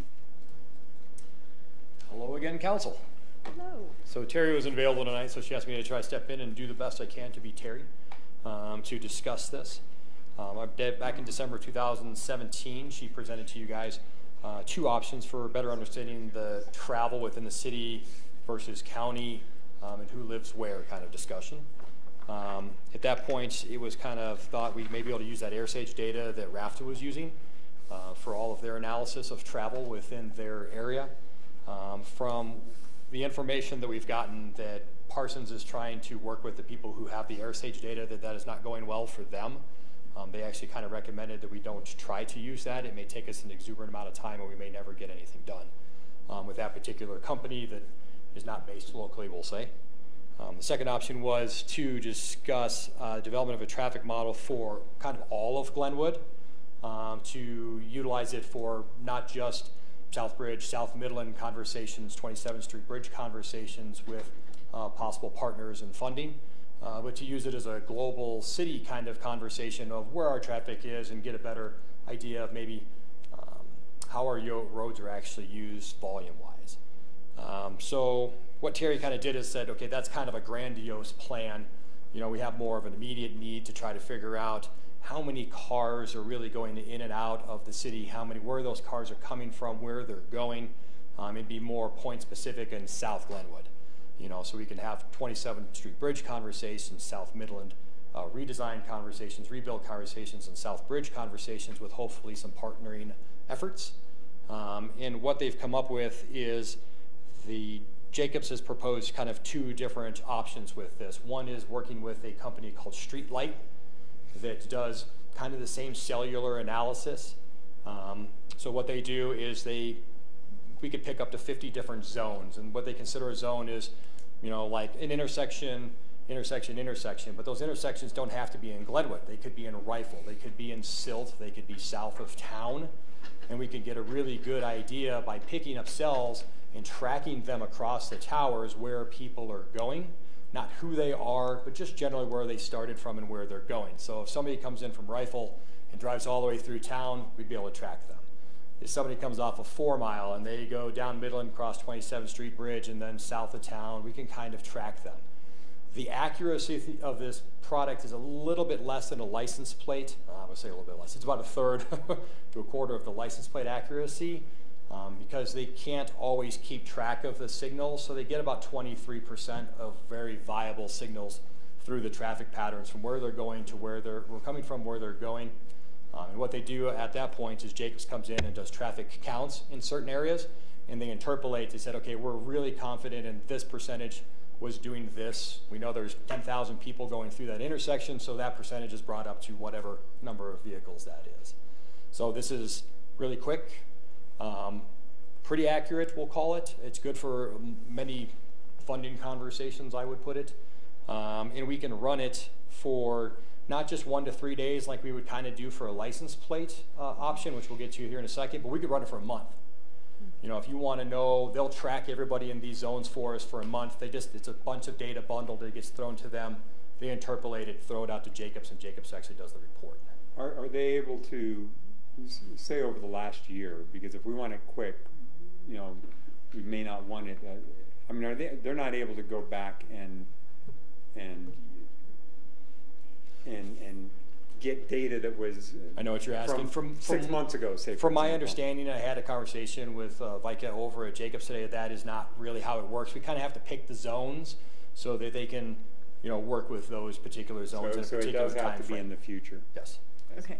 Also, if so, if you're picking up 23%, is that, let's say we do a month, since different carriers, does it have to do with the carrier coverage and strength of signal and all that? I'm just wondering, are you picking up the same 23% all the time, kind of thing, or are you getting a From my understanding, it's kind of a mixed thing. So Okay. when somebody goes into the canyon, they may pop out the other side. They may regather that signal. They may not.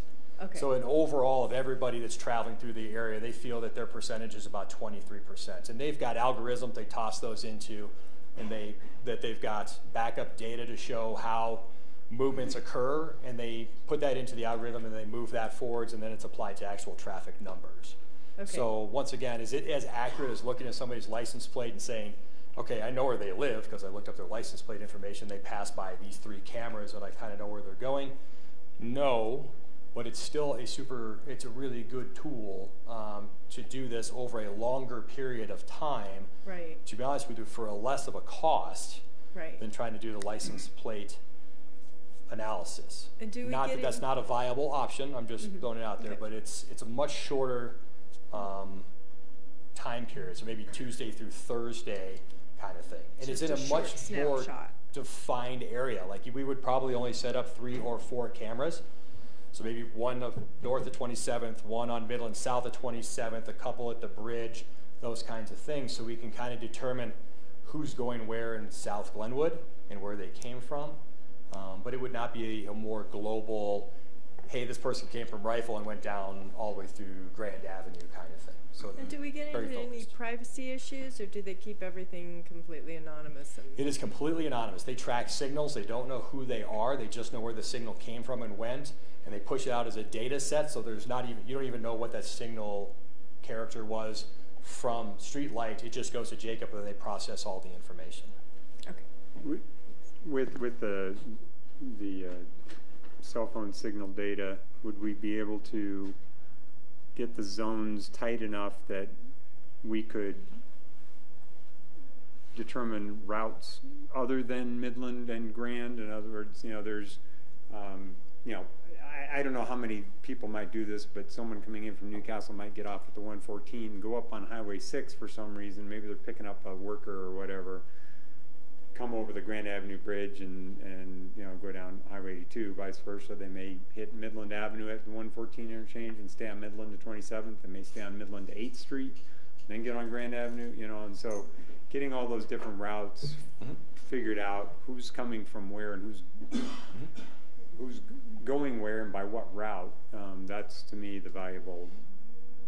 And that is something that is obtainable, I guess, because they're not working just off of cell signals that people have GPS turned on their phones and everything else. So it comes down to a fairly, you know, if you have GPS turned on and we can track that signal through the cell towers, because it's also tracking the GPS and the cell tower on your phone at the same time, so you're double traceable.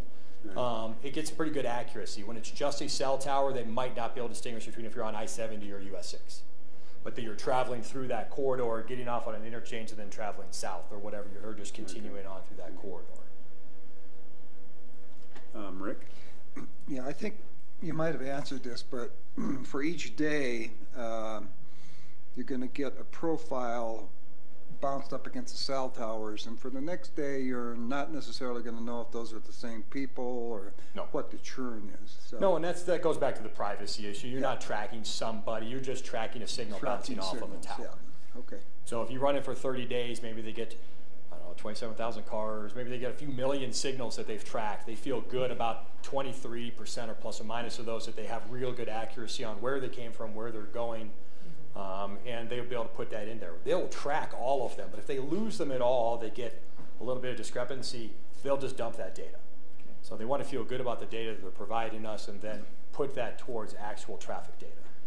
So as they extrapolate, you know, the data from 23% to 100%, did they talk to you about methodology? I mean, is it built on sort of an urban model or a rural model or a hybrid, or did any of that come up? I do not have the answer to that question. That was actually one I didn't answer or ask, but I would assume that they have different levels of modeling that they do for certain areas. I mean, we're not downtown Denver, you know, where there's a ton of signals coming in and out and the towers are closer together. We're more of a rural community, so I would assume that they have different methodologies and algorithms that they apply for different areas. I apologize, I don't have a direct answer. So like they might get like a total signal bounce, but 23% of that bounce, they're going to be, you know, more faith within that data? That is my understanding, So maybe yes. that's how they make up the other 77%, something. Correct, like and they base it partly off of the traffic data that is given to them from Jacobs. They can see that, you know, this many came through here, and that's matching what they have, so they can kind of interpolate out to make it as accurate as possible. So it isn't like a lack of signal strength, it's just a lack of being able to really nail down Correct. This is a cell phone under this tower. Correct. It is when it's jumping from tower to tower, I'm assuming that they lose them at some point potentially. So. But there is also the option of going with a license plate data, which would give you, as Jacobs put in, or Terry put in the staff's report, about an 85% accuracy. But that would be a much more limited scope. And I mean, essentially, we could figure out how many people are going over the 27th Street Bridge or down South Midland or down North Midland and where they came from. Mm-hmm. But we're not going to get any of the other routes. We're not going to get Blake Avenue. We're not going to get Grand Avenue. We're not going to get 8th Street and 27th and all that stuff. So, and what I would kind of suggest is that, you know, if we would decide to move forward with the cell signal version of this, they're allowing us 50 zones, and we could define those zones and get a really good description of what we're going to get out of that 100%, and maybe it could be presented to you guys again. But Transportation Commission did have this conversation. I believe Jonathan might have been in that conversation. You know, there are different levels of data that are being provided. It's kind of like a membership. You know, you can either get just the standard bronze data analysis, which gives you zone activities, different custom day trips, kind of those kinds of things. You can go all the way up to the gold, which gives you pretty much every piece of information that they can extrapolate from a data signal within the 50 zones as precisely as humanly possible to get from it. And there's a cost differential in those things always. You know, you're getting, you know, traffic counts kind of here and here and here for one number, and you're getting traffic counts in origin destinations from as much as humanly possible they can gather. And it's going to be more of how much time are they going to put into the project, in reality most likely, versus the kind of data that we really want out of it. And the Transportation Commission suggested, or voted on, suggested that the commission maybe move forward with the gold. It is a little more expensive. It is still less expensive generally than the license plate, and it is much more grandiose and encompassing for the area. Did Terry's memo, because I had it in my head that Terry's memo sort of said something like, well, the bronze will serve our needs. I mean, we're not talking a huge cost difference, but I just had in my head that she'd said, that thought I'd read something like, oh, the bronze is really all we need. So the bronze will serve the need, but considering who we're potentially going to bring this to, we thought serving the need is one thing, and being able to have as much information collected and processed and as accurate as humanly possible, and getting all that information in one spot and be able to present that to other partners would behoove us to move forward with that. So the bronze is kind of the bottom line. Yeah, it'll get us kind of generally what we need, but if we could spend the additional money on that, we would get a much more defined pieces of information, I guess, at the end of the day. We would actually, I just got to thinking, I've never really focused on traffic on I-70, through traffic on I-70, but that would give us that data as well, for that matter. I mean, granted, we're probably not going to put counters out on I-70 to extrapolate it, you know, but CDOT has enough counters out, we may be able to work with those. Yeah, yeah. So, and we'd be using those counters probably for the 82 corridor kind of thing. We would focus the counters more in localized. I have two questions. One is, do we have any money budgeted for this? No. No. So where would the funds come from for this? I would suggest probably the A&I fund. So probably, you know, we could skim off a little bit from the South Bridge. Okay. But we're not going to use all of that money this year. But yeah, this was not an anticipated expense. Right. And then if we decide to go, how quickly can they start collecting the data, and how quickly can we get our traffic counters out? The reason I ask is that I think it's important. We've talked about this before, but you know, we have different times of the year. We have completely different traffic patterns. During the school year, we have one traffic pattern. During the summer, we have a different pattern. We actually have, I think, a different pattern winter, spring, and fall. And I know we're not going to get fall and winter data, but it'd be great if we could maybe split the school, you know, I mean, get some time with school and some time without school. In other words, maybe start collecting middle of May and go to the middle of June or something like that. You know, that way we're getting at least those two sets of data. So there's two different things going on. There's two different companies and two different data packs that are being collected. If we move forward with Streetlight, which is a consultant, obviously, of Jacobs at that point, they will start collecting whenever we want them to. It is them turning on their system, collecting that data, and kicking it back out. We want that to correlate, obviously, as best we possibly can with actual data on the ground. So if they're collecting for 30 days and we're going to collect for 5, whatever it is on ground, we kind of want those 5 days to fall within that. I know Terry is very excited about getting this going immediately. Because it does affect about the EA that's going on at this point and some time frames associated with that. So it was my understanding that this is going to be kind of an immediate response. I would suggest that we delay just enough so that we go at least a week or two past the end of school. Would be my suggestion, so that we're getting a couple weeks of data with school patterns and a couple weeks of data. Yeah.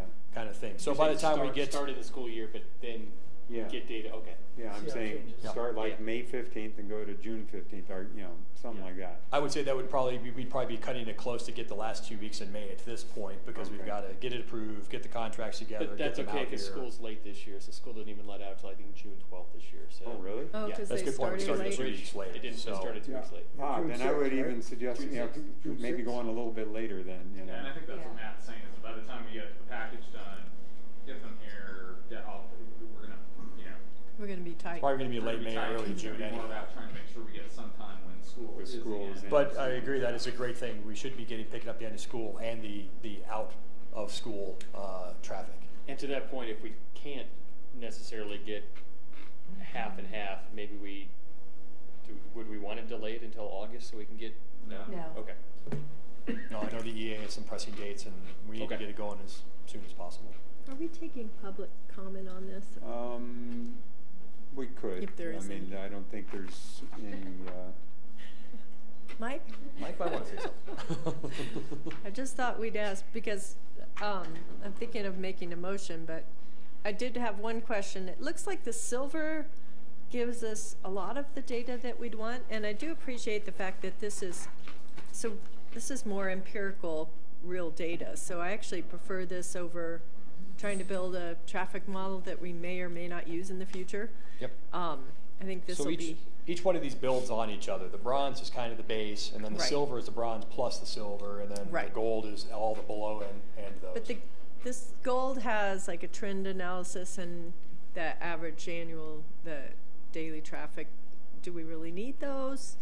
I think we want the origin and destination, but what's staff recommendation? Do we need the gold or can we live with the silver? So the thought process on the gold was that we would get some AADTs out of this thing. So we'll count what we can, we'll have that interpolated, we'll apply that, and then we can get more of the AADTs that we don't have in the city. We have them sporadically for the last 4 or 5 years here and there, at least ADTs.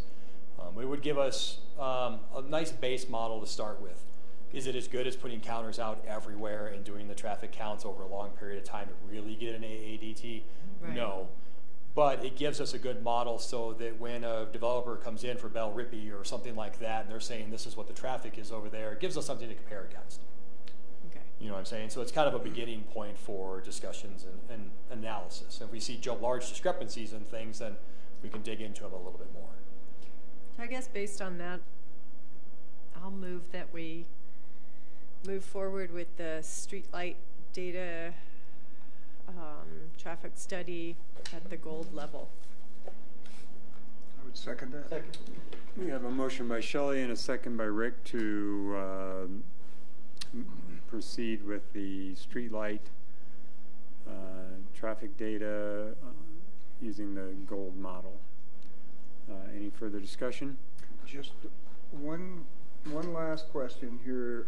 Your staff recommendation, the last bullet says it sounds like it's possible to know if workers are commuting to Aspen and Basalt. So is that like a confident statement, Matt, or is that a statement that that you're pretty sure of? It will be partly based on where we put our zones. Mm-hmm.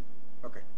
So if we want to broaden out and try to figure out, like, once again, use this more as a model, not just for South Glenwood, but for the whole entire city, where are we going to put our zones out there? We can put zones in Rifle, we can put zones in Aspen. Do we want to do that, or do we just care that they made it to Carbondale? Okay. Those kinds of things. Yeah, they made it out of our city limits and they're somewhere else. Given that we have 50 zones, maybe we don't care that a car drives through Glenwood, goes from Rifle to Aspen or from Newcastle to Carbondale, but it actually is, I think, worthwhile if we have the ability. I mean, 50 zones is a lot of zones. I mean, that's a lot. We're gonna run out of zones in the city of Glenwood. We're gonna have Jonathan's house. We're gonna have my house. We're gonna, and so I would suggest we go ahead and get that data. I think it's something that would be beneficial regionally, so that we can kind of understand what those patterns are.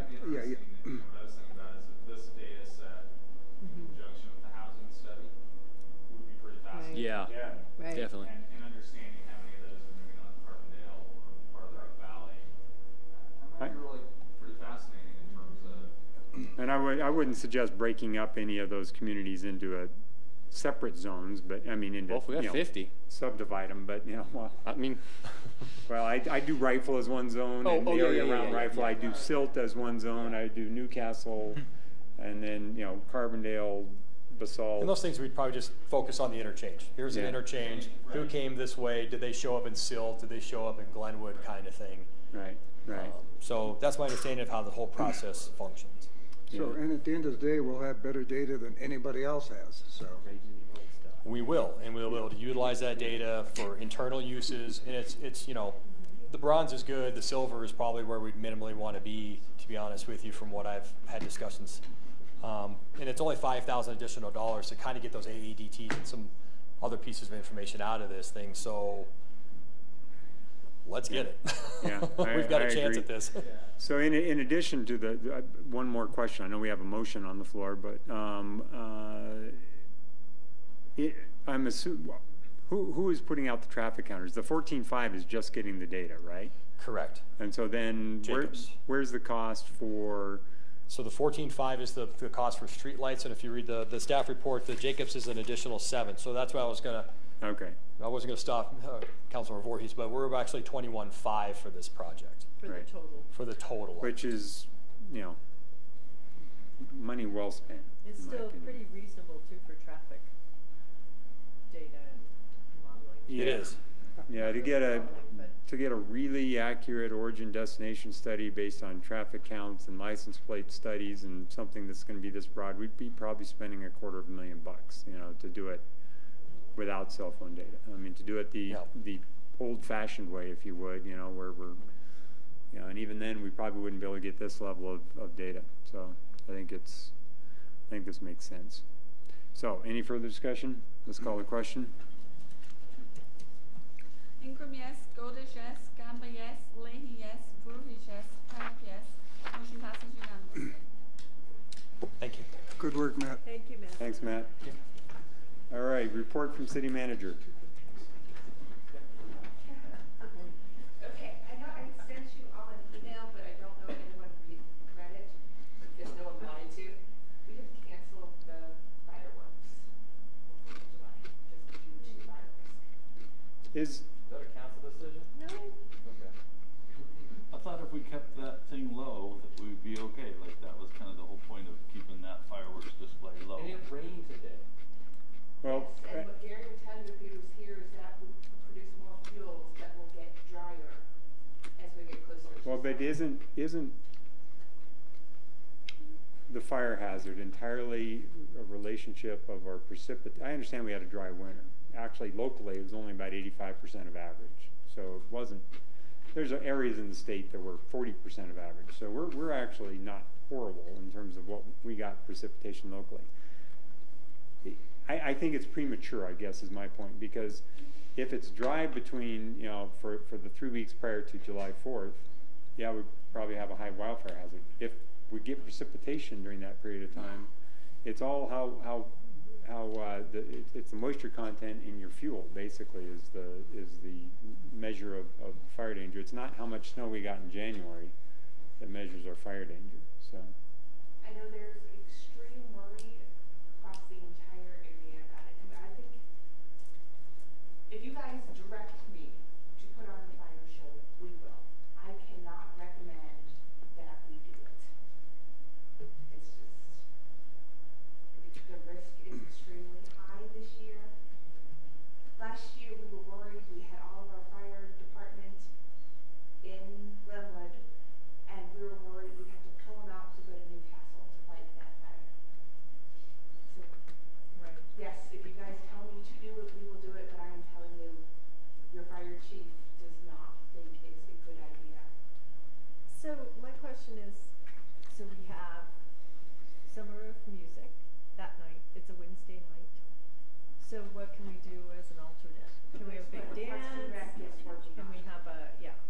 I mean, if we want to, you know, put on a good celebration for 4th of July for the town locals and our visitors, I think we should try to come up with something fun and special for those evening hours, would be my comment.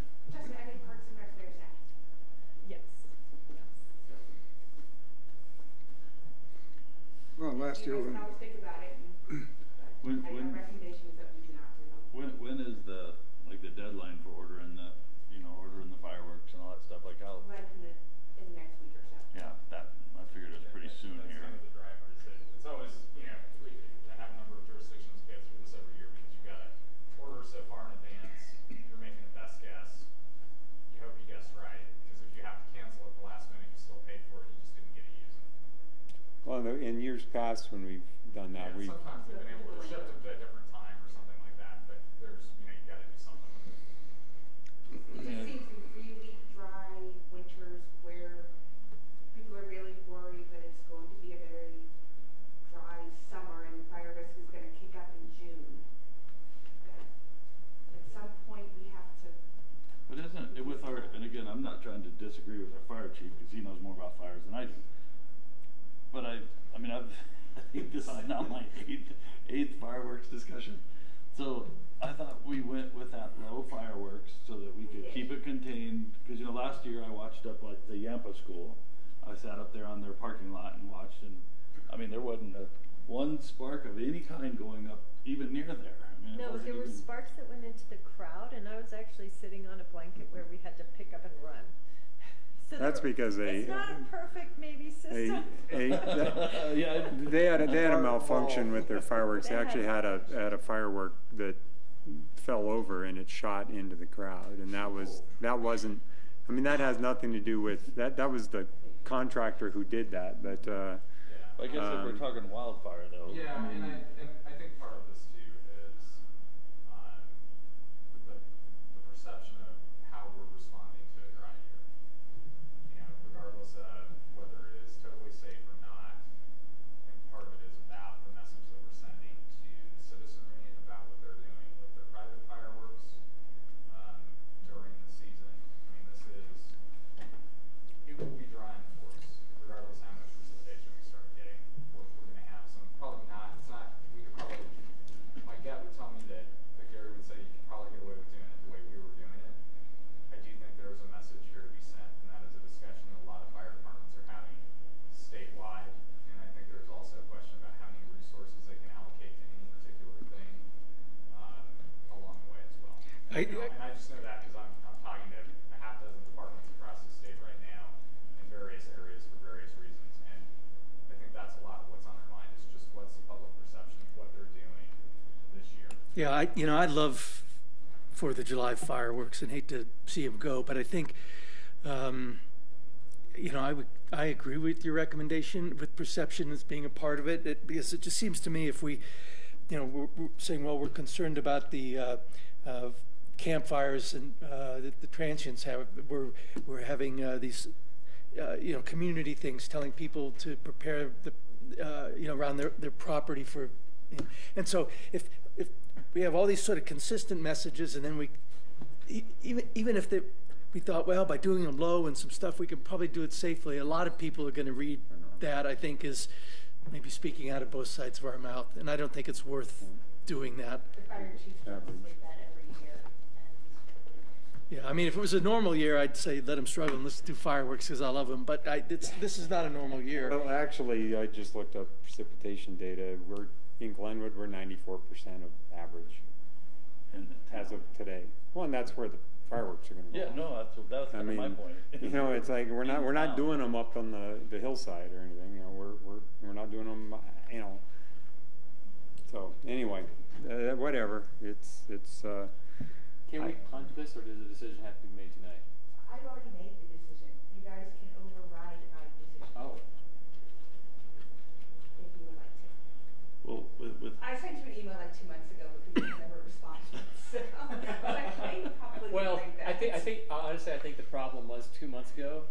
It was horribly dry. We hadn't had snow in 45 days. It was bone dry. It was probably warm for February, but today it's wet, so it feels different, at least for me.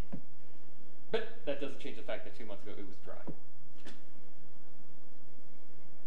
Well, I'll throw this out there, and this is like, with all due respect to all the idiots out there who are going to do whatever they're going to do in the forest, and they're going to do this whether it's dry or not. If they're so inclined to go start their forest on fire. I mean, we've made concerted efforts to have a party that we would be consistent with every year. Changed our firework display, made them made them more containable, if you will, with the exception of the ones that go awry and start the park on fire. But I mean, that's to me why we did it that way, so that we could have a consistent, organized 4th of July. To me, it's one of our most important celebrations, if you will, especially in the mountains. People love to come up here and can plan on Glenwood Springs for the display that we do. I think the businesses plan on it, the citizens plan on it. I thought we did a good job of having a party plan that was consistent, that we didn't have to cancel. So again, I don't want to go against Gary or yourself, but I mean, we've spent 8 years kind of dialing this in and dialing it in and canceling some shows along the way, and we got a lot of feedback that people didn't like the fact that we canceled 4th of July and didn't have that celebration. So we're not canceling 4th of July. But if it's just the fireworks thing, I mean, we're in the middle of town. That's why we have fire departments that can handle this. If something did happen in town, these things aren't going very far. I mean, I literally sat at the Yampa school last year, which is right across the road, and there was absolutely nothing going on up there, and that's the closest hillside. So I don't know. I hate governing for the least common denominator of the people that are going to go out there and do something stupid at the expense of all the rest of us who are actually following the rules. I mean, when there's fireworks, then I don't feel like the need to go out to do my own. I just go watch someone, you know, the city put it on, because they're actually organized to do so, and have the equipment to do so, and the training to do so, and the staff to do so. So personally, I'd like to see us continue with this, and I don't think that the fire danger is the issue. Not in town. Right. Not in town. But that's just me. So I don't know what you're looking for as far as, you know, a head nod or whatever. What's that? You need to do a motion to direct the city manager to hold fireworks on 4th of July. Well, I would move that we continue with our fireworks display, similar to last year, with a shorter version of the fireworks that stay down low. So that'd be my motion, is that we do have fireworks consistent with last year's show this year. And we have a motion by Todd to continue with the fireworks display this year. Is there a second? I'd be willing to second that. I would suggest a friendly amendment, and that is that if at the time, you know, we don't get any moisture between now and July 4th, and in town we really are in a, I don't believe right now we actually are in a higher wildfire hazard than, I mean, 93% is pretty darn close to average. You know, you're 94%, you're 6% off of average. So I know that statewide there's concerns. We're not statewide, we're right here. We're only like almost park-wide. Yeah, exactly. It's a very small area that we're talking about. You know, we're going to continue to irrigate, you know, the Two Rivers Park. But anyway, I would suggest a motion that if for some reason the wildfire hazard is considered untenable, you know, within a couple weeks of the. I would amend my motion to say that if the conditions on the ground as we get closer to the 4th of July so warrant a cancellation, then the cancellation be made then, and we would do the fireworks at another time. Okay, I would. Can I ask you a question? Or is we're not to discussion yet? No, I was just going to say I second the amendment. But I just had a question on, do we get into an obligation where we have to go under contract and pay for the fireworks? We pay, I think, half when we order, but they can be shifted to winter. I think that's what Historically, one of the things we did was shift them to Ski Thanksgiving weekend at one point, New Year's at one point. We've done a couple of different dates over the, you're saying 7 years, it's 17 for me, and every year we discuss fireworks, because there's something going on. I mean, it's just one of those things that it's always, in this environment, it's always a discussion. So we've shifted them around a lot of different dates in there over the years. And Joe, I don't know if you heard that amended motion, but it does include if the situation on the ground warrants canceling them until a later date because it's dry, you know, on July 4th, they would get moved to a later date. Like we've done, I think Thanksgiving, we've done Ski Spree, we've done New Year's Eve, we've moved them back. Right. So the motion did include that. I don't know if you heard that or not. Okay. all right, so we have a motion and a second to continue our firework display with the condition that if conditions on the ground as we get closer to the 4th of July are determined to be unacceptable, then they will be moved. Any further discussion? Let's call the question. Ingram, no. Golders, no. Gamble, yes. Leahy, yes. Voorhees, no. Cope, yes. Motion fails.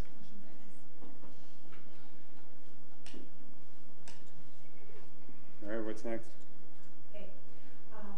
John Martin wants to hold the community meeting to talk about fire next Wednesday night. Fire or homeless? Homeless/fire. Homeless probably really, but. Who wants to? John Martin. Commissioner Martin. And is he expecting a full commission and full council there? Is that what his expectation is? Or is it a community meeting? What is his? It's a community meeting, and I think we are invited. And which night? Wednesday night. I haven't heard back from them that it's a go, but I figured I should let you guys know. I guess I was hoping we'd have a little more time to prepare.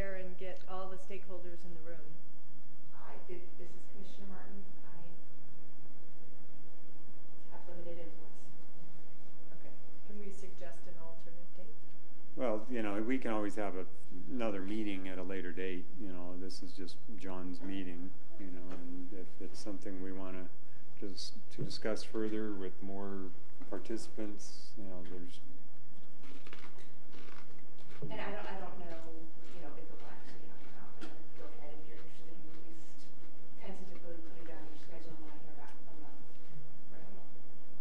We had a meeting that he came to, I think, yesterday or the day before, and he just kind of threw out the date. So. And I will not be here on that date, so I would not like that date, because I'd certainly like to be at the meeting. I'll let you know. Said I don't know for sure that it's coming. Okay, thank you. Along those same lines, June 22nd is when CDOT has picked to officially cut the ribbon on the Grand Avenue Bridge. So, What is it? in the afternoon, June 22nd. We'll get it, but we'll send you an invite once they're out. But maybe I should let you know. So you can hold it. It should be, we're planning a little party with a little band and sheet cake. So it won't be a huge deal. We've invited the governor. We don't know if he is coming or not. And I'm going to try to make sure we invite everyone who's helped us in our delegation. And kind of June 22nd is a Sunday? No, that's July. Never mind, I'm a month past. Could we invite former council members that had more of a role in it than I did at least? I will not be here on that Friday. That's my archery shoot. So. Todd gets to talk. What day is this? Sounds like Yeah, I just heard you say. Todd was all checked out. Also, Exactly. wait. This is why yes, you're vice it's also president. CML. It's Yeah. not a great date for us either. On the 22nd. Yep. By the way, have you announced to council that we're probably going to just cancel that second meeting in June, which is scheduled for June 21st? I believe it was on the list. Okay. Okay. Yes, I think we're going to cancel the second meeting in June because there will not be a quorum. I would support that. And if we have really important issues that we gotta discuss, we'll hold a special meeting either before or after that. You know, so you know, but. We had a resignation on the planning commission, Michael Dunn, and I think we were going to kind of do what we did today is come back and just ask that one of the alternates be appointed. Who are the two alternates on the? George is the one who's been here the entire time? George Shaver and Ian Mosley. If that would work, because we were hoping to keep it, not necessarily have someone new appointed in the middle of the development code. Yeah. Yeah, just get one of the alternates. And the riparian setback issue we discussed at the last workshop about development code, we were hoping to take more time, kind of really evaluate the impacts, and then bring it to you guys later. We don't want to rush it through without properly analyzing it because it could have a lot of impacts. So if you guys are okay with that, we said we'd bring it back. May 17th. I'm not really familiar with this at all, so. Right, you weren't there. You know, you say that like, oh yeah, you know, the other meetings you don't show up to. I think you were in Washington D.C. at the time. Actually. Oh, that's right, saving the city. Thank you. Okay, I don't feel bad now. Pictures.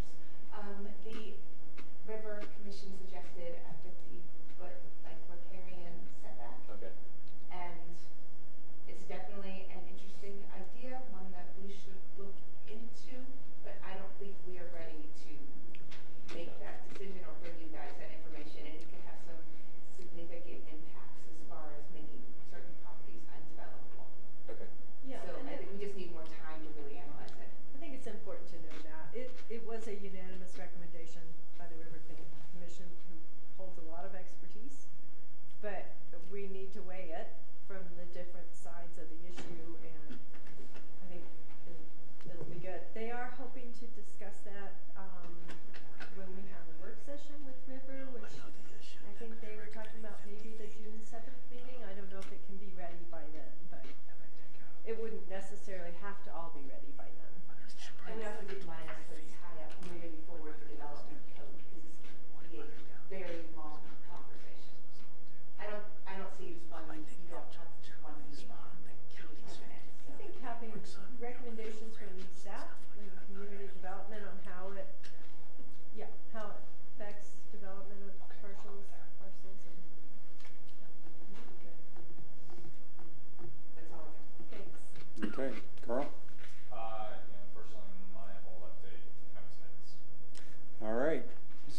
Next, we have a, I'm sorry, we delayed boards and commission reports, I thought, from this morning. And didn't we have council? No, that was last meeting. Mayor said council comments, you were eating some M&Ms and. Oh. No, I mean, Read us out, sir. we don't actually have board and commission reports on this particular Never mind, I thought we agenda. skipped something this morning, so we'll just do that. No, it was just council comments. Oh, good. So, which is different than board and commission. Angry Birds. All right, so we have an executive session scheduled on the agenda to discuss the following: Hanging Lake, Garfield County Industrial Development, CDOT-IGA, the Confluence, and the West Glenwood Mall. Is there a motion? So moved. No, that doesn't work. How come?